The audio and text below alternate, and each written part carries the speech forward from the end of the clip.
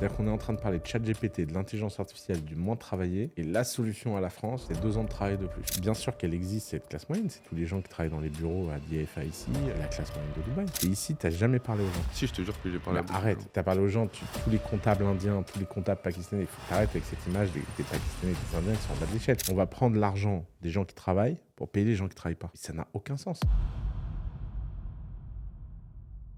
Alors Antoine, t'as fait quoi de Yomi? On a perdu Yomi, les amis.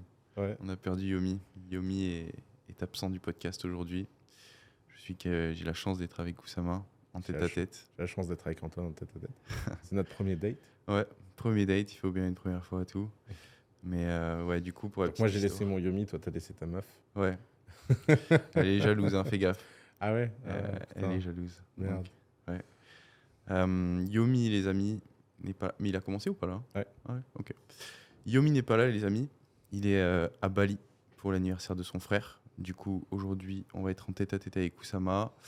On va échanger sur différents sujets. Donc, merci pour votre attention. Merci de rester connecté avec nous. On va démarrer tranquillement.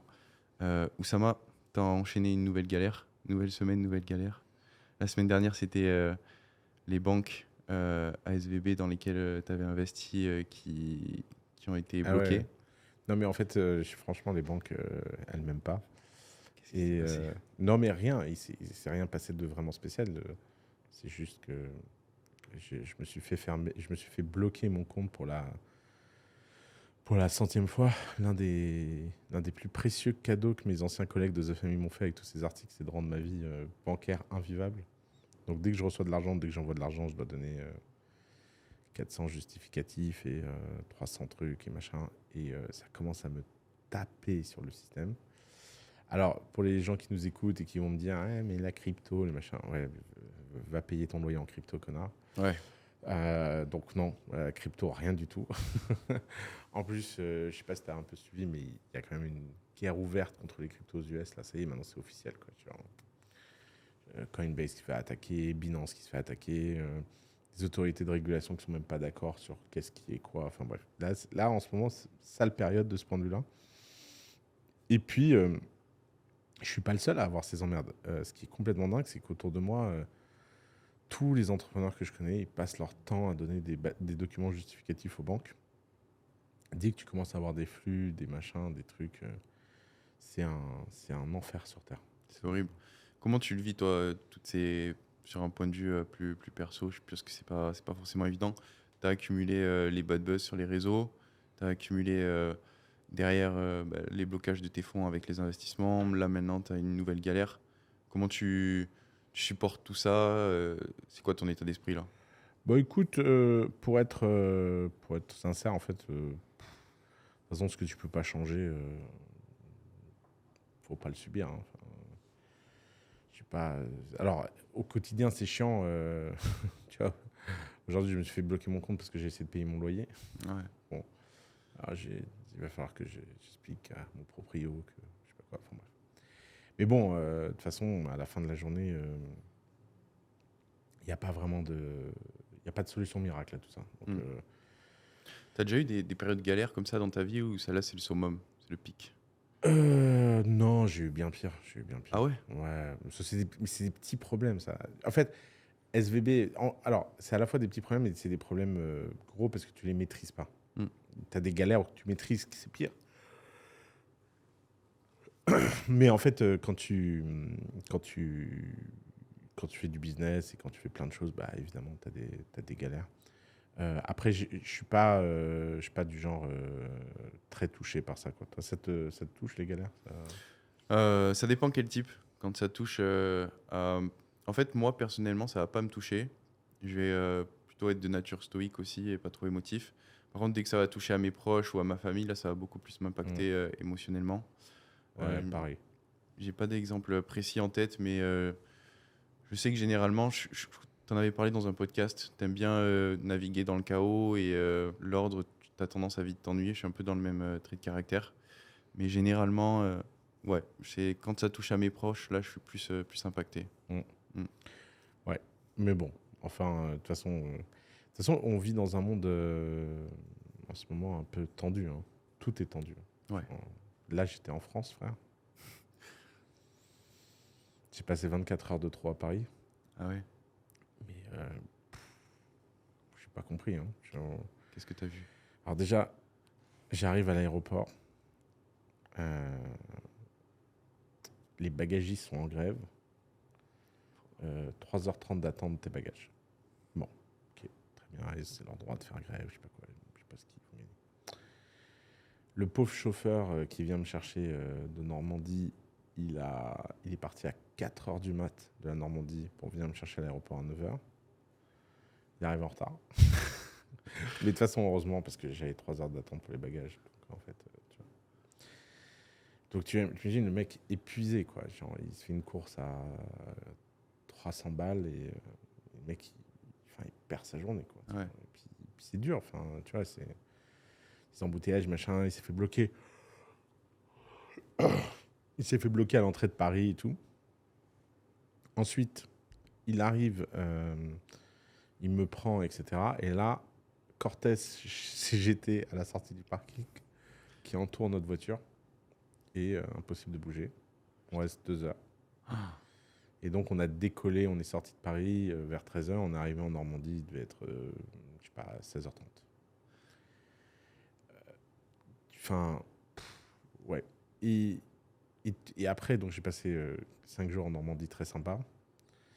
Et après les 5 jours en Normandie, je suis revenu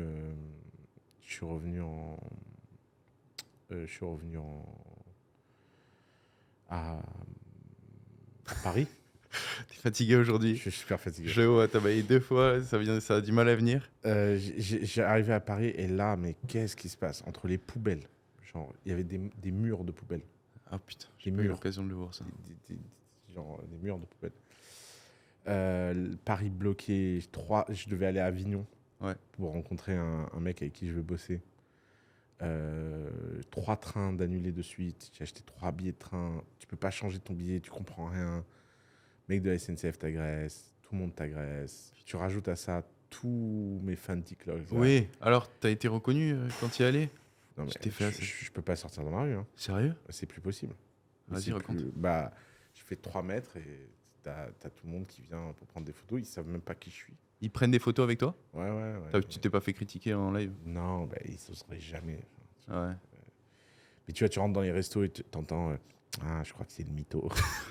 C'est horrible. Franchement, Ouais. franchement, ça doit être vraiment genre pas évident mentalement à supporter tout ça. Ouais. Mais franchement, en fait, à chaque fois que les gens me disent ça, je sais pas trop de quoi ils parlent. Franchement, qu'est-ce que tu veux que ce soit dur de supporter mentalement des cons qui te connaissent même pas et qui pensent quelque chose de toi parce qu'ils ont vu quelque chose. Et alors, au passage, hein, c'est la même semaine où il y a une étude d'Ipsos qui est sortie sur le fait que 75% des Français croient ce qu'il y a écrit dans la presse. Et je me suis dit, franchement, on est dans la merde. On est dans la merde.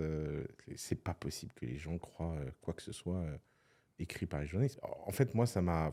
Putain, donc, galère à Paris, galère à Avignon. Et j'en ai eu marre, j'ai été à Barcelone pour prendre l'avion. Je me suis dit, je reprends pas à Paris.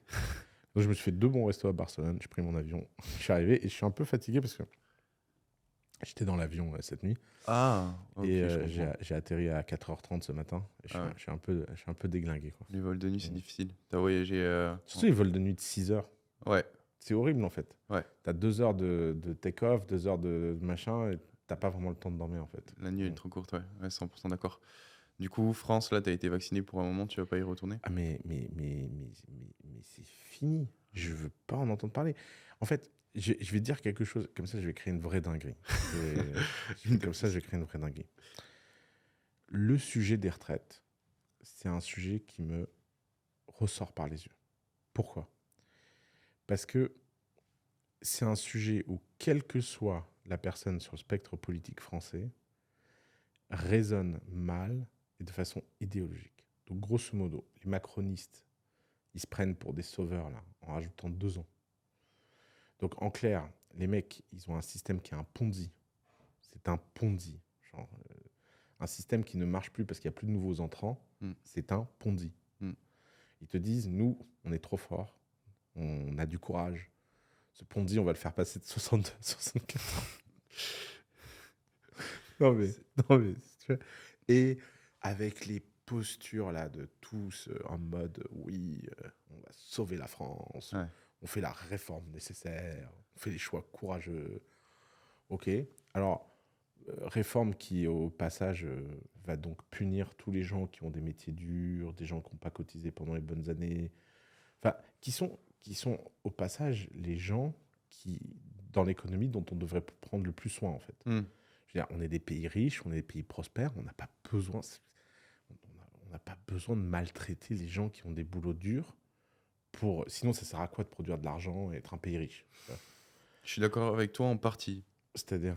C'est-à-dire que si tu compares à une échelle mondiale, on est le seul pays à avoir ce type de réflexion Mais vis-à-vis non, des gens qui ont des pays durs, mais c'est pas vrai. des travailleurs durs. Mais c'est pas vrai. Vas-y. Regarde, la plupart des sociétés, elles prennent soin de leurs vieux Mhm. par la population. Tu vois, dans les pays où il n'y a pas de système de retraite et les pays émergents, les fameux pays pauvres qui soi-disant ne prennent pas soin des gens, Mhm. l'État ne prend pas soin des gens, mais la société prend soin des gens. Je veux dire, au Liban, dans les pays du Maghreb, etc., les gens vieux, les enfants en prennent soin et il y a un système de solidarité transgénérationnelle très efficace qui se met en place. Ça marcherait pas en France. Oui, mais sans blague, c'est à se demander pourquoi ça ne marcherait pas en France. C'est peut-être parce que ça fait 100 ans que l'État nous raconte qu'il va résoudre tous les problèmes alors qu'il n'en est pas capable. Hmm. Ensuite, deuxième chose, on parle quand même de pays riches. La plupart des pays riches ont des systèmes de retraite efficaces. Les pays nordiques, ils n'ont pas de problème de retraite. L'Allemagne a un système de capitalisation d'investissement. Les États-Unis, ils ont les fonds de pension. Le problème du débat, c'est que on dit on va prendre l'argent des gens qui travaillent pour payer les gens qui ne travaillent pas. Et on ne crée pas d'argent. Mais ça n'a aucun sens.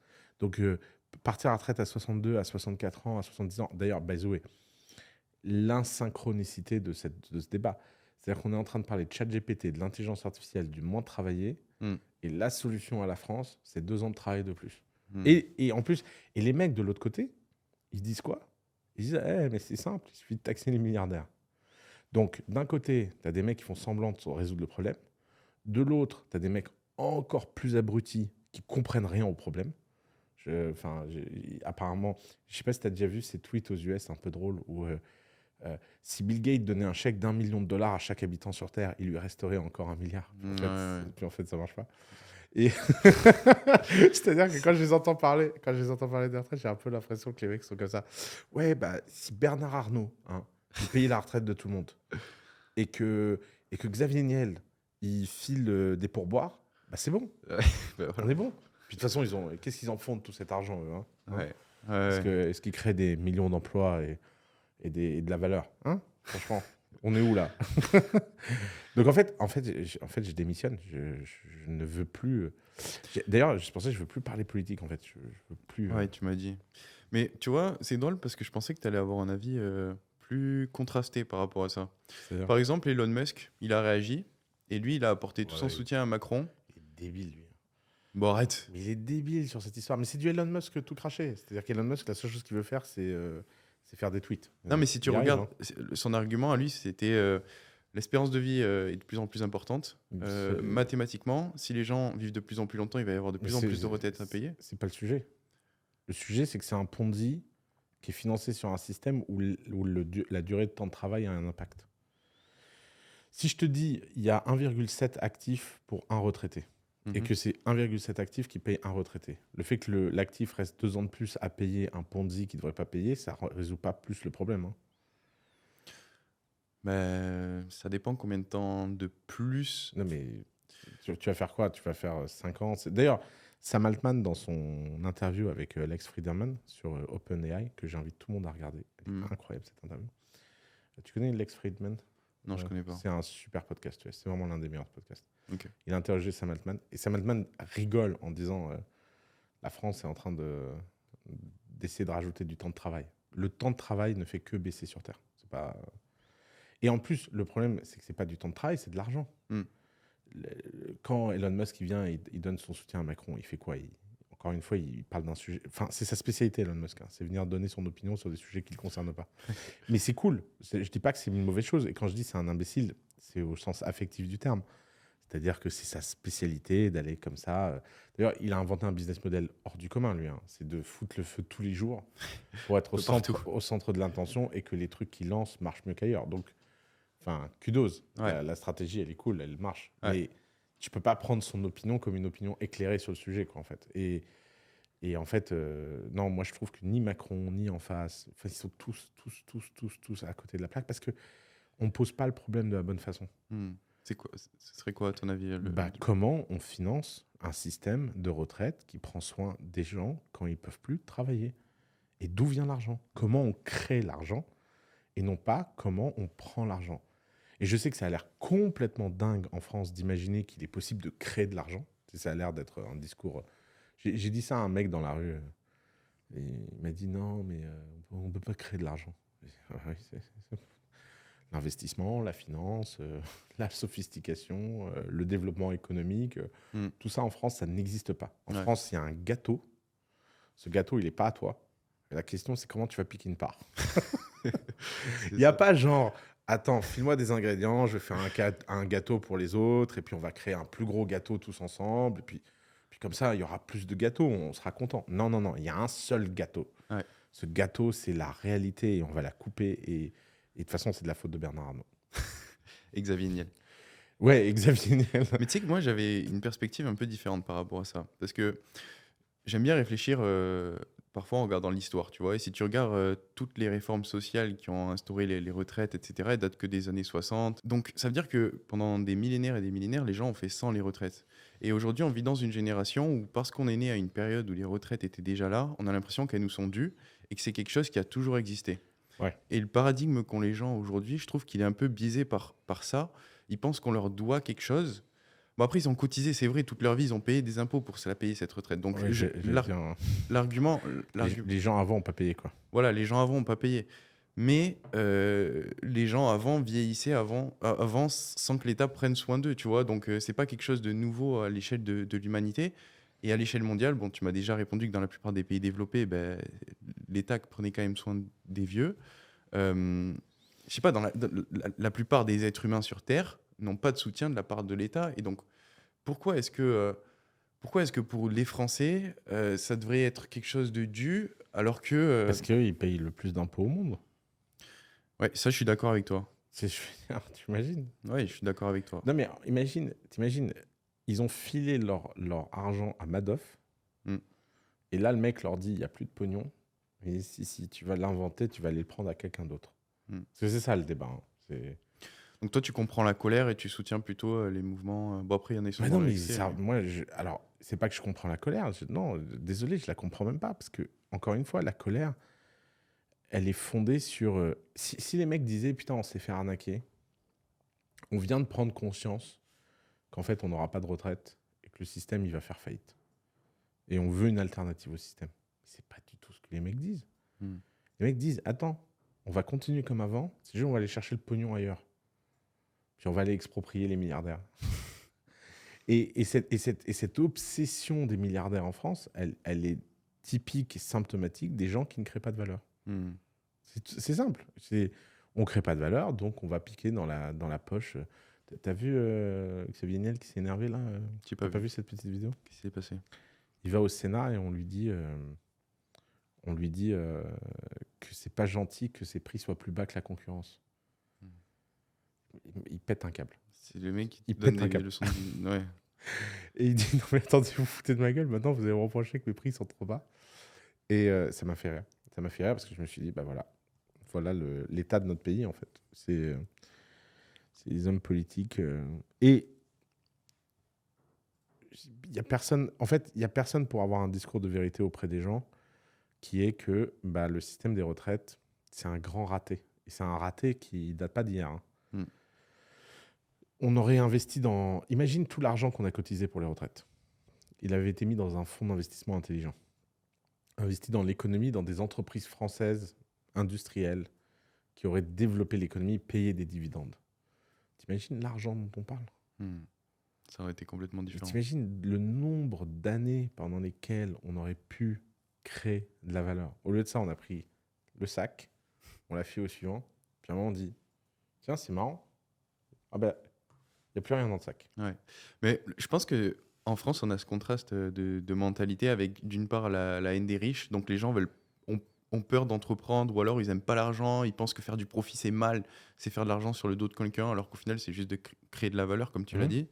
Et d'un autre, ils veulent toujours plus de réformes sociales, ils veulent toujours plus d'aide, ils veulent toujours plus. Et en fait, on a cette divergence qui est impossible à réconcilier. Mhm. Je pense qu'en fait, c'est surtout un problème d'état d'esprit, peut-être. Ah non, mais puis il y a un problème d'éducation financière. Genre, si tu prends 100 Français dans une pièce et tu leur demandes comment créer de la valeur, je pense qu'il y en a 90 qui te répondent en volant. Hmm. Mais ils ne savent pas. Par exemple, quel Français sait comment l'argent de l'État aurait pu être investi dans des entreprises pour créer du profit? Je veux dire, la bourse, c'est vu comme le mal. Le private equity, c'est vu comme du vol. Hmm. Le VC, c'est vu comme du casino. Je veux dire, donc, les VC, c'est des gamblers. Les machins, c'est des voleurs. Et, putain, il y a un moment, tu te dis, mais c'est pas possible. On peut pas être tous salariés, fonctionnaires. Hmm. Toi, du coup, si je comprends bien, ce que tu voudrais, c'est au lieu de mettre le focus sur les dépenses, comment est-ce qu'on peut réduire les dépenses, comment est-ce qu'on peut voilà, arrêter de. Comme tu t'as donné l'image du gâteau, au lieu de mettre tout le focus sur ça, plutôt essayer de chercher à augmenter les recettes et Bien sûr. savoir comment est-ce qu'on pourrait faire plus d'argent. Et de façon saine. Ouais. Et de façon saine, je veux dire, il devrait y avoir des réflexions sur comment créer de la valeur massive. Hmm.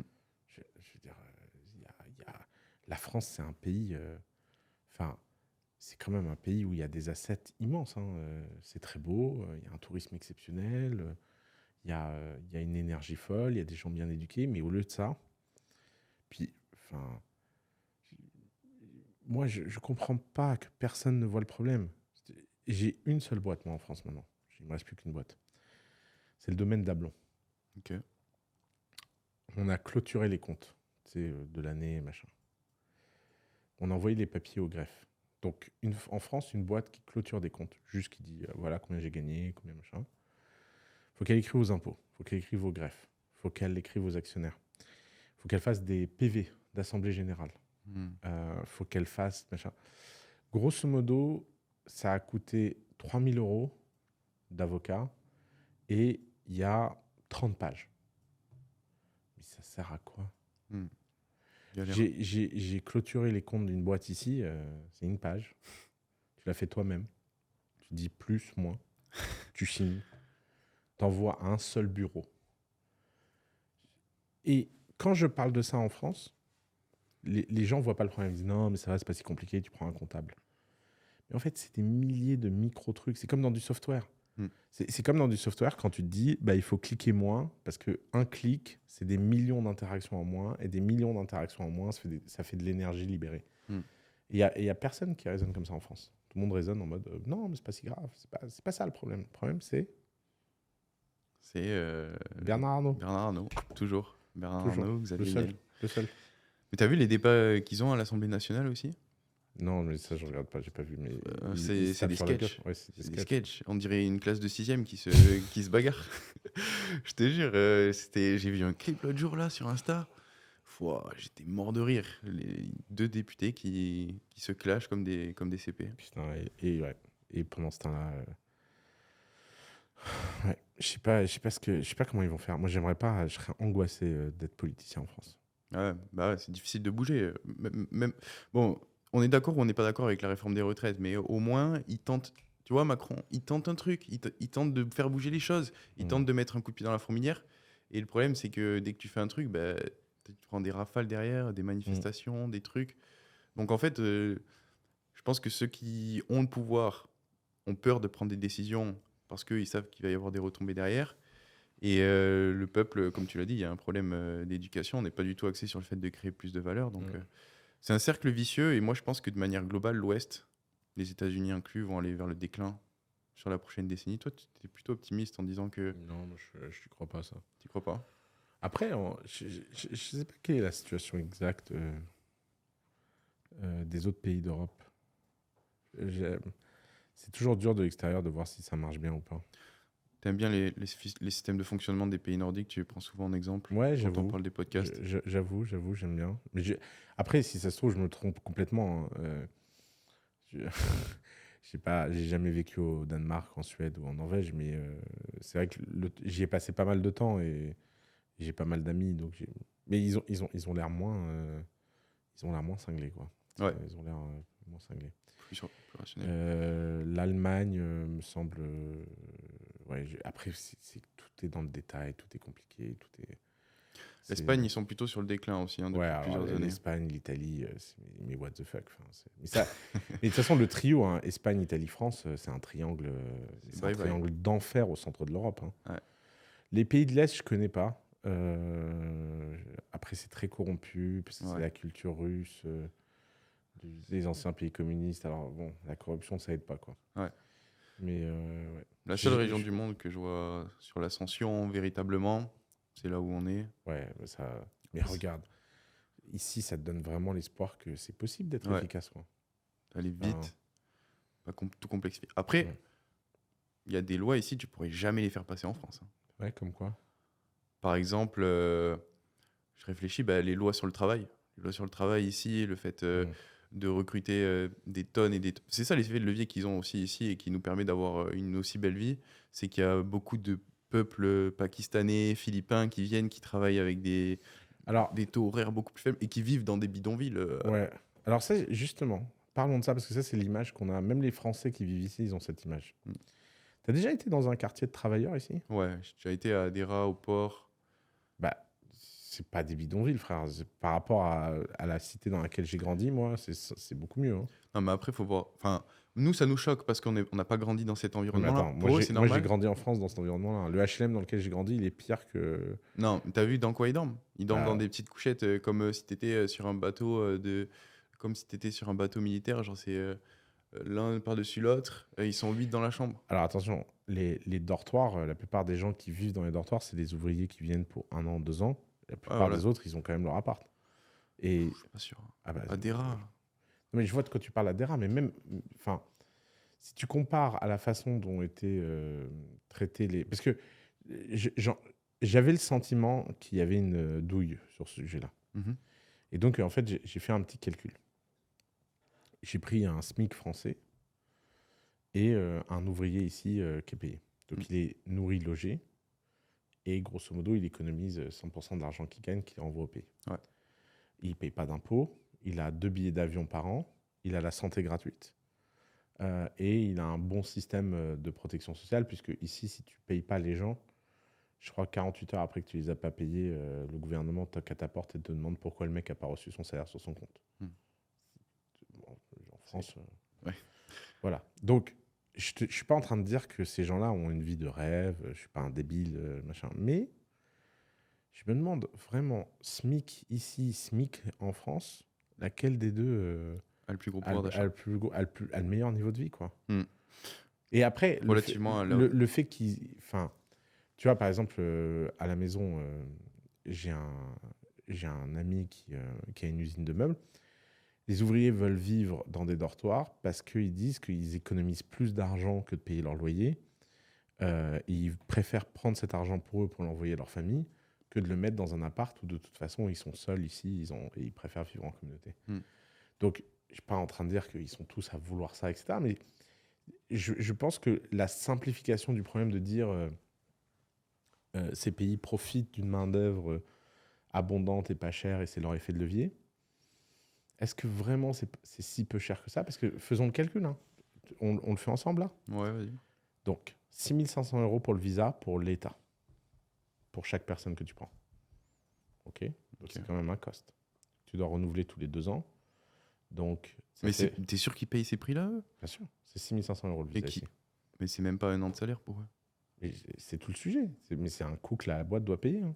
C'est la... Ouais, ça doit être par exemple Emar qui fait construire les buildings, ils payent tout pour leurs workers. Ouais, mais ils payent tout Ils pour payent leur quand worker et donc ils payent 6 500 par personne. Hmm. Et donc ça Je sais va. pas s'ils payent aussi cher. Je pense qu'ils doivent s'arranger, c'est pas possible. Non, ils payent aussi cher. Ah ouais? D'ailleurs, c'est la source numéro 1 de revenus de Dubaï, hein. Les visas. Ah oui, Ok. c'est un très bon business, hein. Bah ouais, C'est un SaaS renouvelable, recurring revenue. Donc c'est une forme de taxe en fait, mais c'est une taxe cachée. Ok. Donc tu payes ça. Ensuite, la personne, donc 2 billets d'avion par an. Donc 500 € le billet d'avion, ça fait 1 000 €. Donc ça fait 7500. Ensuite, ils touchent en général 800 euros de salaire. Enfin, 800 dollars de salaire. Et ils ont souvent des bonus, des primes, des machins pour les heures sup. Parce que si tu dois payer les heures sup, t'es pas là. Hein, non, mais on a l'image, c'est des esclaves, ils sont corvéables à souhait, machin, mais il y a des règles très trucs. Au bout d'1 an, ils ont droit à 1 mois d'indemnité s'ils sont virés. Au bout de 2 ans, c'est 2 mois d'indemnité. Au bout de 3 ans, c'est 4 mois d'indemnité. Au bout de 4 ans, c'est 6 mois d'indemnité, etc. Ça, c'est pour toutes les industries confondues. Tout. Comment tu t'es renseigné sur Moi, j'ai simplement pris le site du gouvernement. J'ai lu les conditions pour embaucher quelqu'un à Dubaï. Ok. N'importe qui peut aller sur le site du gouvernement. Ok. Et donc, tu vois, c'est quand même alors, c'est un système, on te vire du jour au lendemain, machin. Mais est-ce que le système en France, ou parce qu'on peut pas te virer, on te pousse à bout émotionnellement, on détruit ta vie, on te met en burn-out, plutôt que juste arracher le sparadrap et dire tu viens pas demain. Ouais. Les mecs retrouvent un travail dans l'heure quand ils se font virer. Ouais. Et s'ils se font pas bien traiter, moi je vais pas raconter de qui je parle, mais moi j'ai vu un mec, il a perdu 150 personnes dans son usine du jour au lendemain parce qu'il a mal parlé à un mec. Hein. Les mecs ont fait attends. tu nous parles nous. Ciao. Le lendemain il est venu, il y avait personne. Putain. Personne. Donc tu vois, en France, les gens ils se font porter à bout et tout, ils ont tellement peur de perdre leur emploi parce qu'il n'y a pas d'emploi. Le marché de l'emploi il est pas fluide. Hein. Non. C'est quoi la conséquence d'un marché de l'emploi pas fluide? C'est que les gens ils mettent énormément d'accroches et ça finit mal. Hein. Ouais. Mais tu vois, un système comme ça, en France, c'est impossible pour moi. Non, mais je vois bien que c'est impossible, c'est juste dommage. Les gens valorisent beaucoup trop liberté, égalité, fraternité. Et le fait qu'il y ait autant de disparités, parce que mine de rien, il y a quand même 2 classes à Dubaï. Mais il y a 10 classes à Dubaï. Non, il n'y a pas le milieu. Non, Il y en a 2. mais c'est pas vrai. Il y a 10 classes à Dubaï. Comment ça, il n'y a pas le milieu? C'est parce que tu ne les connais pas. Je te jure qu'il n'y a pas. mais- Enfin, T'as pas à jurer. On n'a qu'à prendre les chiffres de la ville par revenu. Vas-y. D'ailleurs, regarde. Bien sûr qu'elle existe, cette classe moyenne. C'est tous les gens qui travaillent dans les bureaux à DFA ici, tous les gens qui machin. C'est la classe moyenne de Dubaï. Ils gagnent entre 2 et 4 000 dollars par mois pour leur job. C'est pas. Je sais pas, je pense. Enfin, moi, l'image que j'en ai pour. Mais tu la connais pas. T'as déjà été dans ton bureau à DFA ici? T'as demandé à la secrétaire combien elle gagnait? Non, non, non. Bah, fais-le. Pour moi, c'est ton assignment. il y a. Pour moi, il y a ceux qui viennent des pays style Inde, Pakistan, etc., qui vont avoir des salaires beaucoup plus faibles. Mais il y a plein. Sans pour autant dire qu'ils font un travail moins bien. Il faut que tu arrêtes d'être français, Antoine. Je te jure. Non, mais je te jure, c'est un mal français. Ouais. Le mal français, c'est que tu es ici, tu n'as jamais parlé aux gens. Si, je te jure que j'ai parlé à beaucoup de arrête. gens. Si tu as parlé aux gens, tous les comptables indiens, tous les comptables pakistanais, il faut que tu arrêtes avec cette image des Pakistanais et des Indiens qui sont en bas de l'échelle. Il y a plus d'Indiens à Dubaï qui ont un MBA et qui viennent d'une grande université que de Français. Hein. Oui, non, mais ça, c'est pas la question. Bah, eux, ils sont pas des petits salaires. Hein. Moi la vision que j'en ai à l'heure actuelle, c'est que tu as 2 gammes tarifaires. Et tu le vois très bien dès que tu rentres dans un supermarché pour acheter de la nourriture. Tu vas au nord de la ville, là où il y a tous les workers qui vivent, tu vas avoir les prix qui sont 10 fois moins chers. Tu vas au quartier DIFC, tu vas au quartier Marina, tu vas dans tous les quartiers, tu regardes la comparaison des prix. Et donc, les gens qui... Et donc, il n'y a que 2 quartiers à Dubaï. Non, il n'y a pas 2 quartiers, mais... Non, mais tu vois ce que je veux dire? Parce que maintenant, tu vas à Circle Tower. Ouais. À Circus Tower, là. Dans ce nouveau quartier, là, où il y a toute la classe moyenne de Dubaï qui vit. C'est la même classe. C'est une classe moyenne beaucoup plus favorisée qu'en France. Hein. Et des comptables, des secrétaires, des ingénieurs milieu niveau, etc. Il y en a des milliers à Dubaï. C'est juste qu'ils sont, pour le coup, ils sortent pas dans les mêmes endroits que nous, ça c'est sûr. Ça ils vont pas au billionnaire, tu vois. Ouais, c'est peut-être pour ça que... Et donc tu as l'impression qu'ils n'existaient pas, mais factuellement, dans les chiffres, ils font la prospérité de Dubaï, ils font tourner Dubaï. D'ailleurs, l'une des meilleures stratégies d'investissement immobilier à Dubaï, c'est les gens qui achètent des appartements spécialisés dans la classe moyenne. Hein. Les two-bedrooms avec un salon pour les couples qui ont un enfant. Mais mec, tu peux pas faire plus solide en termes de paiement de loyer, solidarité. taux de remplissage, yield, etc. Et c'est dans Ok. des quartiers, tu vois, c'est tous ces nouveaux quartiers-là, loin de la plage, dont on entend, surtout dans lesquels on ne va jamais. Mm. C'est-à-dire que quand même, quand on vit à Dubaï, dans la classe dans laquelle nous on vit, tu vas à DFIC, tu vas à Marina, un peu à la Palme de temps en temps pour t'encanailler, C'est ça. parce que tes potes ils veulent aller au Five, et Ouais. puis voilà. Ah, mais c'est vrai. Et en fait, tu as l'impression que Dubaï, c'est un truc sur la côte. Ouais, une ville sur la côte. Il n'y a rien après. Mais genre, t'as déjà été à Motor City? Ouais. Bah regarde, à Motor City, c'est la classe moyenne. Bah, c'est vrai que c'est tout nouveau. C'est des Ouais. villes fantômes. Limite, Ouais. quand tu y vas, il n'y a rien, quoi. Ah si, mais c'est parce que tu vas la journée. La nuit, parce qu'en fait, les gens, ils bossent la journée. Ah, ok. Quand tu vas le soir, c'est rempli. C'est en fait. rempli. Mm. Ok. Non, c'est intéressant de pouvoir Mais- avoir ton avis sur ça et de comparer. En fait, moi, mon avis sur ça et sur tous les sujets, c'est que la réalité est toujours plus complexe que la caricature qu'on veut en Mm. donner. Et c'est même pas une défense en mode Dubaï, ils ont tout bon, etc.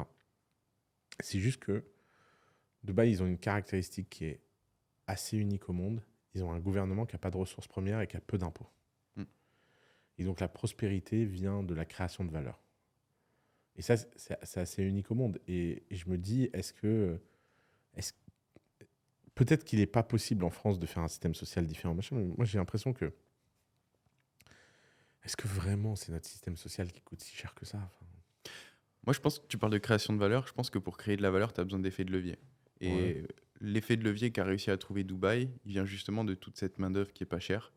Et ils arrivent à peut-être à avoir des coûts de construction, par exemple, pour un appart sur des gros buildings qui est super faible. Et ils vont réussir à. Après, ils ont un système économique qui est très bien ficelé, pour Mhm. les locaux notamment. Tu le sais que les locaux, ils sont obligés de own tous les business mainland qui sont physiques. c'est fini ça depuis. C'est fini? Depuis 6 ans. Ouais, T'es sûr? ouais certain. Et t'es sûr de ça? Ouais, certain. Tu peux prendre le pari si tu veux. Ok. Ouais. Mais ça, ils Tu ont. penses que c'est dû à quoi? Bah ouais, ils ont évolué. Ils ont vu que ça a posé plein de problèmes, le mainland ownership. Hmm. Ok. Parce Ouais. que pour ceux qui savent pas, de base, donc il y a 6 ans, et je pensais que c'était encore le cas, dès qu'on voulait ouvrir un business en physique à Dubaï, que ce soit un business pour être coiffeur, pour une salle de sport, peu importe, n'importe quel type de business, C'est un il associé fallait local. être sponsorisé par un local. Et du coup, le local, sans faire grand-chose, avait ses parts et prenait ses dividendes. Il avait 51%. Il avait 51% des parts. Mm. Donc, ouais, bah ça, c'est un truc qui sera difficile aussi à faire en France. Mais apparemment, si le système est toujours viable, c'est qu'ils ont trouvé d'autres moyens de créer de la valeur à part Ouais, celui-ci. moi j'ai vraiment l'impression que la création de valeur ici, elle est plus due au fait qu'ils ont créé un petit paradis pour les gens très riches et que ces gens riches consomment énormément. Quoi. Ouais. C'est aussi bête que ça. Hein. Le coût de Ils la payent main, rien. le coût de la main d'œuvre, Ils ouais, payent pas de taxes. j'en doute. Mais parce que on compare salaire à salaire, mais il y a plein de coûts cachés.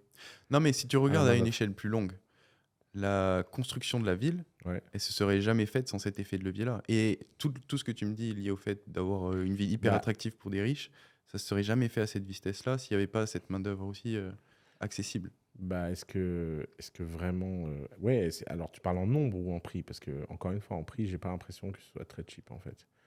Moi, Mais- je parle un peu des deux, mais c'est vrai que les chiffres que tu as donnés en termes de prix laissent à réfléchir. Après, tout le débat qu'on a là, il est intéressant pour savoir qu'est-ce qu'on pourrait prendre de ce qui marche dans le monde pour l'implémenter en Europe, en France notamment, et voir comment est-ce qu'on pourrait améliorer le système. Bah, ce qui est sûr, c'est que je vois pas comment on ne pourrait pas améliorer le système en réfléchissant à comment faire plus d'argent. Créer plus de valeur.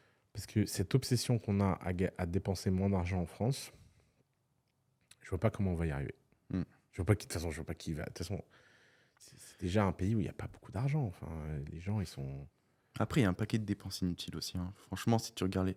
Ouais, Parce mais que, c'est quoi les dépenses inutiles en France? Moi, tout le monde me parle de ça, mais j'arrive jamais à les mec, voir. regarde les aides. Il y a des gens, ils font rien dans ce pays. Ils sont, Ouais, mais ils sont payés à rien faire. j'y Genre. crois pas que. Alors, ok, très bien. Il y a des gens qui sont payés à rien faire, mais un pays. Enfin, c'est un peu comme si tu disais Yumi, il a des problèmes financiers parce que les mecs qui vont en boîte avec lui, ils payent pas leur bouteille à la table. Ouais. Bah, je serais assez malheureux pour Yumi si ça changeait sa vie que les gens payent la bouteille ou pas, quoi. C'est que Du normalement. coup, l'État, ce serait Yomi dans ta métaphore. Ouais, exactement. Ok. Mon point, c'est qu'en fait, on est obsédé par ces gens-là en France. Tu vois, les gens qui profitent des systèmes sociaux, des machins. Mais moi, il faut arrêter, c'est du petit argent. On parle de quelques millions de personnes qui. Et en plus, est-ce que vraiment. Enfin, j'ai l'impression que là-dedans, il y a quand même beaucoup de fantasmes. Moi, j'ai grandi à l'endroit où les gens bénéficient des aides sociales. Mhm. C'est pas Hollywood, hein. Non, c'est clair. Donc, Il y en a qui en ont besoin. bah Mais oui, je dis pas le contraire. mais justement, est-ce que vraiment il y a des gens qui n'en ont pas besoin? Enfin, Ouais. Il y en a, ils abusent, hein. mais où? Quand? Moi, je connais des jeunes, ils ont jamais travaillé. Enfin, ils se sont mis à travailler quelques années pour toucher le chômage et ensuite rien faire, hein. Ils ont cotisé pour ce putain de chômage. Faut arrêter. En France, t'as pas de chômage si t'as pas cotisé pour le chômage, hein. C'est comme si tu payais une assurance privée, hein. Et d'ailleurs, une assurance qui coûte une fortune. Faut quand même. Je veux dire, regarde, ici, si on te disait 80% de ton salaire va être épargné, t'as que 20% de disponible, parce que c'est ça, hein. Genre, entre le coût pour l'entreprise et ce qui reste en net de net après l'impôt sur le revenu, etc., c'est 20-30%. Bah, s'il y a 70% de l'argent qui part, tu m'étonnes que les gens veulent profiter du système. Mm. C'est pas, les gens, ils n'ont pas de chômage. En France, le seul truc auquel tu as le droit, si tu bosses pas, c'est le RSA. C'est combien le RSA? 400 € par mois? Ouais, je sais pas. Qu'est-ce que tu vis avec... Alors moi, j'ai des potes qui sont écrivains au fin fond de la montagne et qui touchent 400 € par mois, ils font rien, ils font des poèmes. Bah, ça va, si en France, on est en train de me dire que l'avenir économique du pays est remis en cause par mes 4 potes poètes dans la montagne qui bossent pas et qui touchent le RSA, bah, je me dis franchement, on est un pays pauvre, hein. Non, mais je pense que c'est un élan global. C'est-à-dire, toi, tu parles de créer de la valeur pour faire plus de recettes. Mais si à côté de ça, tu as un boulet à tirer, Mais et toi, tu penses que le boulet, il est petit, c'est pas un gros boulet. moi, je pense qu'il devrait être petit. Encore une fois, est-ce que vraiment la majorité des gens que tu connais en France, moi, la majorité des gens que je connais en France, ils bossent trop. Moi, non. Mais tu pense connais qui? Ils sont où? Je te jure, bah, y a plein de mecs de ma génération qui ont pas envie de bosser parce que bah, je pense qu'on est en partie nourri par tout ce qu'on voit sur les réseaux sociaux. Du coup, on a l'impression que c'est D'accord. Mais ils Oh, font c'est quoi de leur notre journée? rien. T'en as, ils jouent à la play, hein. D'accord, T'en mais as, ils ont quel âge, frère? Bah, 25, ils jouent à la play. Ils ont des parents qui payent pour eux. Il y en a qui ont des parents, il y en a qui profitent du système et Mais qui... quel système? Ils profitent de quoi? Du RSA, 400 €? Non, ils travaillent quelques temps, ils trouvent un petit truc et ensuite ils se mettent au chômage, tranquille. Et puis ils profitent, ils fument Tranquille, des joints. ils doivent bosser 18 mois, après ils se mettent au chômage 6 mois, Ouais, après ils bossent 18 mois. je te jure. C'est quand même du travail, quoi. Ouais. Bah, après, quelle valeur on va créer avec ça mais... Non, mais moi, enfin, si tu veux dire. Encore une fois, enfin, d'ailleurs, tu fais quelque chose que tout le monde fait en France, hein. C'est que tout le monde est obsédé par ces gens-là, alors que je suis sûr que statistiquement, c'est une minorité. Hmm. Tu vas pas me faire croire. Tu vas à Paris, tu parles de gens qui sont dans quelle ville déjà? Parce que tu peux pas faire ça à Paris. Non, à Paris, je pense qu'il n'y en a pas beaucoup. Tu es obligé d'être actif si tu veux survivre. Mais Bah oui. moi, je viens de province, du coup, je viens de Toulouse. Ouais. Et il y a des D'accord. gens qui ont des coûts de vie plus bas, sûrement. Bah, je pense arrivent à qu'on profiter. on peut se permettre de payer les mecs de Toulouse, quoi. Ouais. Il y a combien d'habitants à Toulouse? Je sais pas exactement combien. On est la 4e grande ville de France. Plus grande ville Ah de ouais France. Ouais. Et à Toulouse, il y a que des branleurs, quoi. Euh, Pour les gens de Toulouse qui nous écoutent. Non, il y a beaucoup d'étudiants à Toulouse. Il y a beaucoup de Ouais. trucs. Il y a l'aéronautique, Airbus et tout. Donc, ça reste quand même assez actif. Mais il y a toujours des gens. Ouais. Et je pense que tu le verras. Vous pouvez nous dire dans les commentaires si vous connaissez plus des gens, enfin, si vous connaissez ce type de profil-là. Mais je te jure qu'il y a vraiment beaucoup de gens qui profitent du système. Et que... J'ai du mal à me dire que c'est ça qui nous coûte En fait, l'argent. le truc, c'est que tu as des gens qui, en travaillant, vont gagner autant qu'en ne travaillant pas. Ils vont gagner un salaire de misère en travaillant. Et du coup, ils vont se dire, putain, mais mec... Oui, ils sont smart, ouais. Mais mec, je vais pas me faire chier, tu me proposes ça. Et du coup, est-ce qu'il y a trop Et ça- d'avantages? Et ça, c'est de la faute de qui? Bah, les règles. Moi, je pense que c'est en partie les règles sociales qu'on a, hein, qui sont trop. Moi, je pense pas que c'est les règles sociales. Le problème, c'est les taxes qu'on a mis à payer les gens. T'as déjà vu Ouais, aussi. la courbe en France? Quand tu payes quelqu'un moins le SMIC et quand tu payes quelqu'un plus que le SMIC? Non. Bah, le coût du travail, il est comme ça. Puis à un moment, il est comme ça. Hmm. Et en fait, c'est une catastrophe. C'est-à-dire que tu as un vrai surplus au travail, quoi.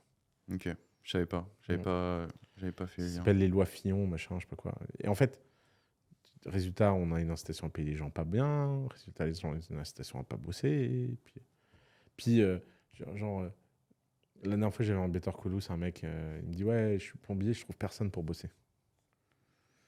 Je dis ouais, tu offres combien? Il me dit j'offre le SMIC.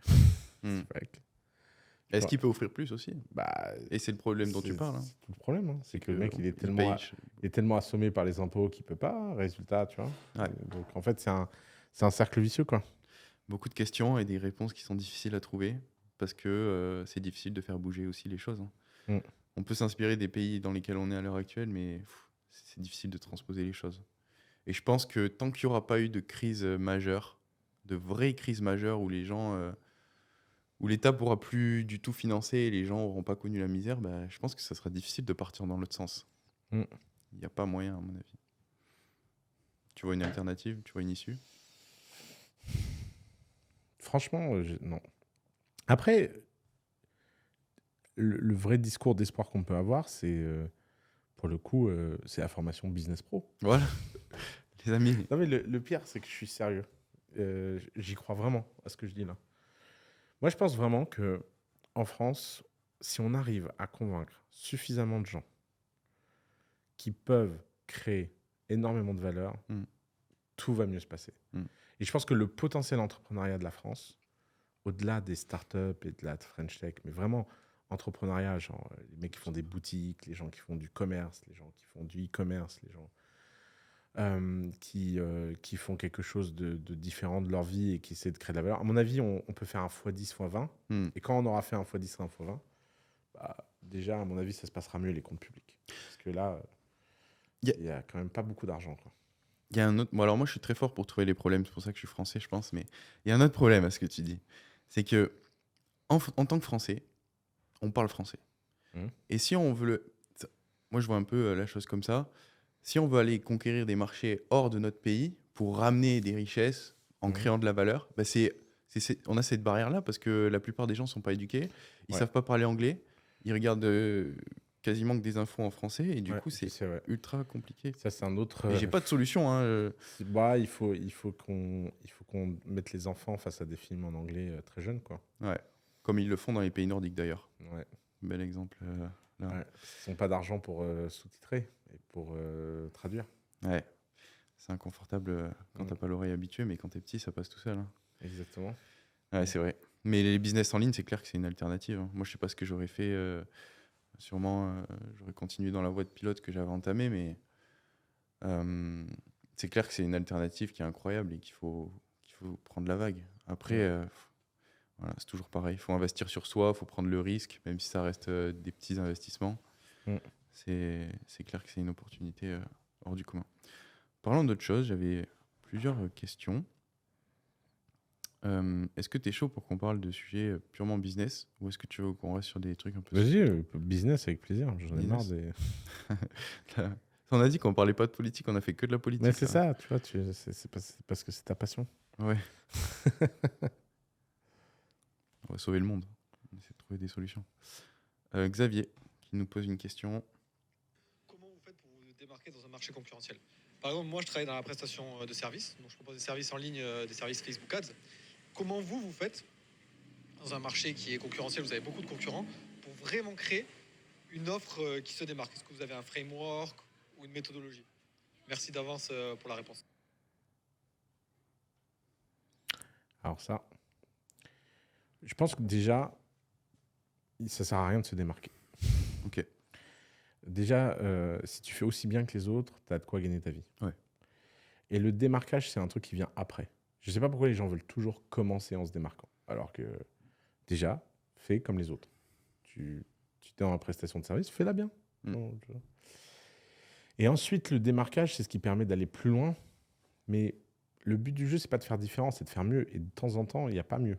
Donc en fait, il faut faire pareil.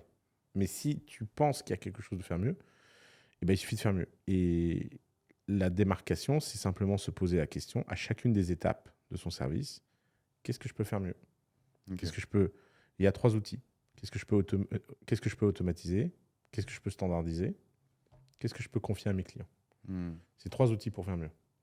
Et donc, tu prends tous tes process, tout ce que tu fais dans ta journée, tout machin, et tu te poses la question, qu'est-ce que je peux faire mieux? Qu'est-ce que je peux automatiser? Qu'est-ce que je peux standardiser? Qu'est-ce que je peux demander à mes clients? Hmm. Et comme ça, petit à petit, bah, tu fais mieux. Et à force de faire mieux, tu te démarques. La différenciation, elle est a posteriori, elle n'est pas a priori. Ok. Ouais, j'avais lu le livre 100 Million Offer d'Alexandre Ouais. Mozy. Tu l'as lu ou pas? Ouais, je l'ai lu, ouais. Et ce livre, il est vraiment génial pour créer une offre irrésistible. C'est Mhm. d'ailleurs le nom du livre, créer une offre tellement bonne que tes clients se sentent stupides à te dire non. Mhm. Et dans son livre, il explique qu'il y a plusieurs choses pour créer une offre qui convertit vraiment à 100% et que tu n'aies pas justement ce souci de devoir trouver la différenciation, la chose qui va fonctionner. Ok. Donc, le truc, c'est déjà réfléchir à quels sont les problèmes et vraiment les identifier du marché que tu vas cibler. Mhm. Une fois que tu l'as fait, que tu as une offre qui est bien, l'idée, c'est d'arriver à rajouter par-dessus des garanties pour inverser le risque.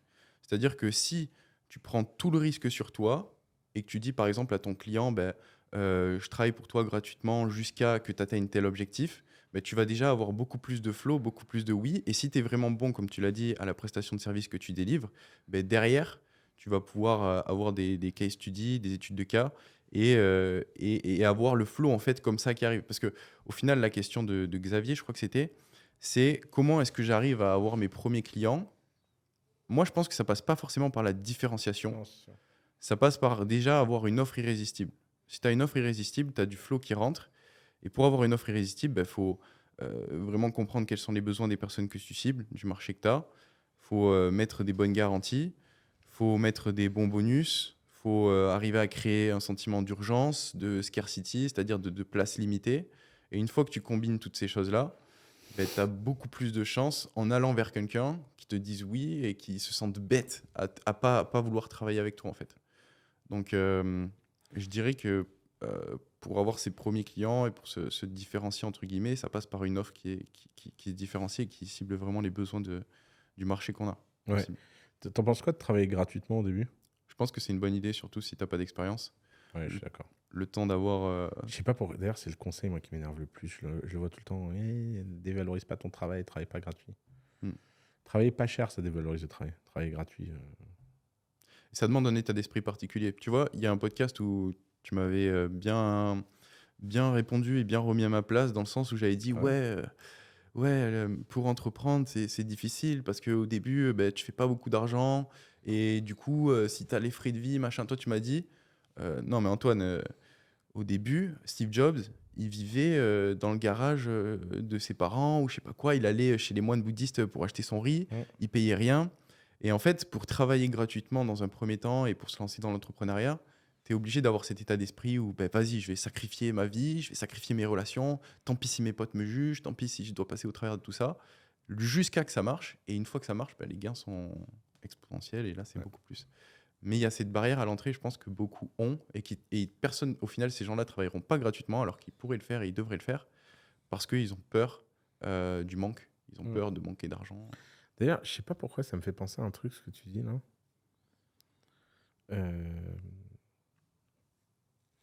J'ai remarqué un truc récemment, c'est que les gens de moins de 21 ans, peut-être 22 ans, la jeune tranche là, d'actifs 18-21, ils étaient obsédés par croire que entrepreneuriat égale création de contenu. Ah ouais? Ouais. Parce qu'en fait, je me suis rendu compte, parce que tous les Better Call Who que je fais avec les gens de cette tranche-là, c'est toujours comment je peux poster plus sur LinkedIn, qu'est-ce que je peux faire sur Insta, qu'est-ce que je peux faire sur TikTok, qu'est-ce que je peux faire sur YouTube. Moi, j'ai été influencé par ça, je pense. Ouais. Et je me suis dit, mais attends, en fait, quand on a un, tu te dis OK. Et puis à un moment, je me suis dit, mais attends, Il y a une trend. il y a une trend, en fait. Et je pense qu'il faut qu'on passe un petit message, parce que ça revient à cette histoire de Steve Jobs. C'est pour ça que je pense à ça. Ok. C'est qu'en fait, l'entrepreneuriat, c'est trouver un problème et le résoudre. Et la création de contenu, c'est un outil dans la palette immense pour faire ce job-là, qui est de résoudre des problèmes.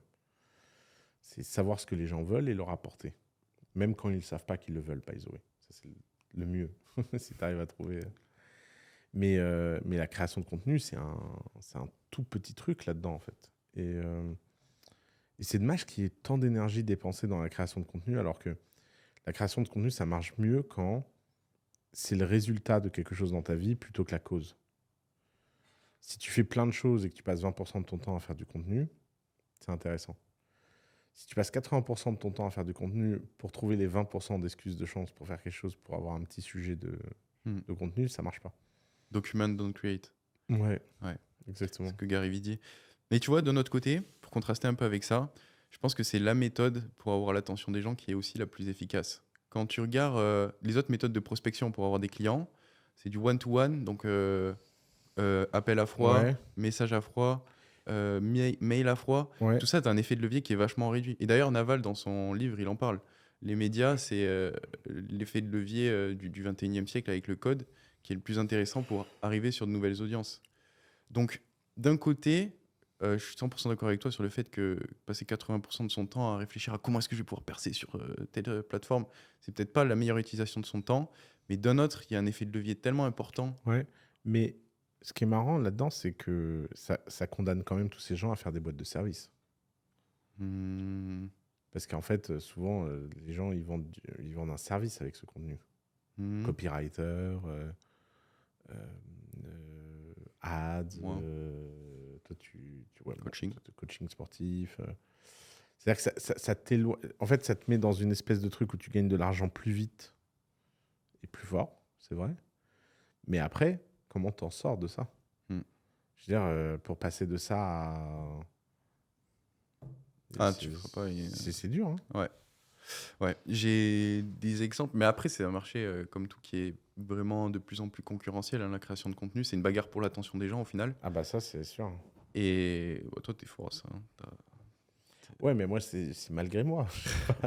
Je suis fort, c'est ma nature. C'est pas... Ouais. Les gens qui essaient de se battre contre moi, ils essaient d'avoir des stratégies face à une nature. Ça marche jamais, ça. C'est vrai. Moi, C'est vrai. ça a commencé à l'âge de 4 ans, tu vois. Hmm. C'est pas...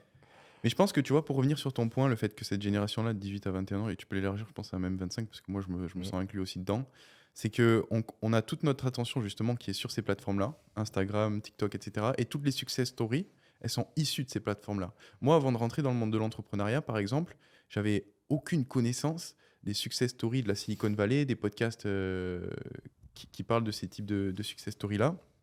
Et du coup, tous les mecs que tu vois réussir dans la vie, et je dis pas réussir sa vie, je dis réussir dans la vie, c'est des mecs qui ont utilisé ça comme effet de levier. Mm. Parce que donc je pense que c'est la relation de cause à effet. C'est que on consomme ça, on voit les mecs qui parlent de leurs chiffres, trucs, machin, et du coup on se dit bah, le meilleur moyen c'est ça aussi. Mm. Toi tu verrais quoi comme autre moyen à l'heure actuelle pour réussir Faire des produits, je pense qu'il faut que... plus on est jeune, plus on devrait essayer de faire des produits. Ok. Je pense que le service, c'est un truc de mec qui n'a pas réussi à faire un produit et qui donc, parce qu'il a des contraintes de vie, machin, il doit monétiser, tu vois. Le problème des produits c'est que tu as du stock, tu as des Non, mais inventaires. produit, ça peut être produit virtuel. Ah, virtuel. Non, Ok. mais peu importe. Hmm. Mais c'est la différence entre être une porn star et une prostituée. Explique. Bah. Parce que ça c'est une belle punchline. Une porn star, elle couche une fois et des millions de gens peuvent la voir. Ouais. Prostituée, elle le fait un par un. Hmm. C'est plus facile de passer à 10 000 euros par mois en étant une prostituée qu'en étant une porn star. Mais c'est impossible de gagner des millions en étant une prostituée. Tu peux pas te taper assez de mecs assez vite. Ouais. Et donc, c'est comme si cette génération entrepreneuriale, tout le monde apprenait à être prostituée. Et tu vois, et comme une prostituée, ton obsession, c'est de capter l'attention pour aller choper les 500 balles qu'une autre ne va pas choper. Alors que personne, dans cette génération, enfin personne, beaucoup moins de gens ont l'air de réfléchir à comment être des pornstars. Comment être des pornstars et Donc taper beaucoup plus haut. les enfants, devenez pornstars. Voilà, conseil d'Oussama, tonton Ous. Tonton Ous. Moins de prostituées, plus de pornstars. Non, mais c'est intéressant. Mais tu vois, je pense que ce qui influe toute cette génération d'entrepreneurs aussi, c'est que la promesse qu'on voit partout, c'est gagner 10 000 euros par mois. Je sais, mais ça, c'est le drame. Hein. Et pour la moi, j'ai été trigger par ça. J'ai été une victime de ce système-là parce que pour moi, 10 000 euros, c'était le salaire d'un pilote de ligne en fin de carrière. Et c'est un beau salaire, tu vois. Oui, c'est vrai que c'est un beau salaire. Oui. Et du coup, bah, la course à ce système-là et au fait de vendre les services, elle est en partie due, je pense, à cette promesse-là des 10 cas par mois que tout le monde vend et qui est accessible à la masse. Quand tu parles faire une boîte à je sais pas moi, 50 millions de valorisation, ça paraît Ça paraît inconcevable quand tu. Moi, ça me paraissait inconcevable, tu vois. Ouais, c'est vrai. Donc, je pense que c'est des steps. Là, tu vois, petit à petit, je dirige plus mon Ouais. attention vers ça, du coup. Toi, tu penses que c'est des steps? Ouais. J'espère que c'est des steps. Mm. J'ai un peu peur, moi, Un fourre-tout. que c'est un jeu à somme nulle. Que résultat, comme tu passes beaucoup, beaucoup, beaucoup de temps à ça, bah, t'as pas l'énergie après d'aller. C'est comme, c'est comme avant. Avant ça, c'était les gens qui faisaient des agences. Ouais, bah ça, c'est encore. Hein. Mm. Il y en a de plus en plus. Le problème des agences, c'est que tu gagnes bien ta vie, mais tu deviens jamais milliardaire, quoi. Enfin, pour le coup, heureusement que Bernard Arnault a pas fait une agence, quoi. Ouais. Je sais pas pourquoi aujourd'hui ce podcast est sponsorisé par Bernard Arnault. Si on regarde, c'est pour toi. Mais ouais, c'est un vrai. Je pense qu'il y a un truc dans l'air du temps. Après, c'est comme toutes les airs du temps, ça va vite passer. Hein. C'est-à-dire- D'ailleurs, là, il y a il y a la loi sur les influenceurs en France qui me fait mourir de rire. Ah, j'ai pas vu ça. Ouais, j'ai pas trop suivi, mais grosso modo, ils vont réguler les influenceurs. Hein. Ok. C'est-à-dire. Bon, ils vont créer plein de règles pour que les mecs gagnent plus d'argent. Ok. Avec les produits dropshipping qu'ils vendaient et tout. Ouais, exactement. Ouais. Ok. Après, ils vont pas chercher à limiter la taille des audiences ou des trucs comme ça. Peut-être, Je sais pas. je sais pas. Je suis sûr qu'ils vont nous sortir une dinguerie ou deux. Mais encore une fois, c'est un sujet tu vois, complètement insignifiant. Quoi. Je pense que les gens vont arrêter. De toute façon, les gens croient plus aux influenceurs qui font du dropshipping de merde. Le dropshipping, tu vois, c'est toujours la même chose en France. Tu as une bonne méthode, le dropshipping.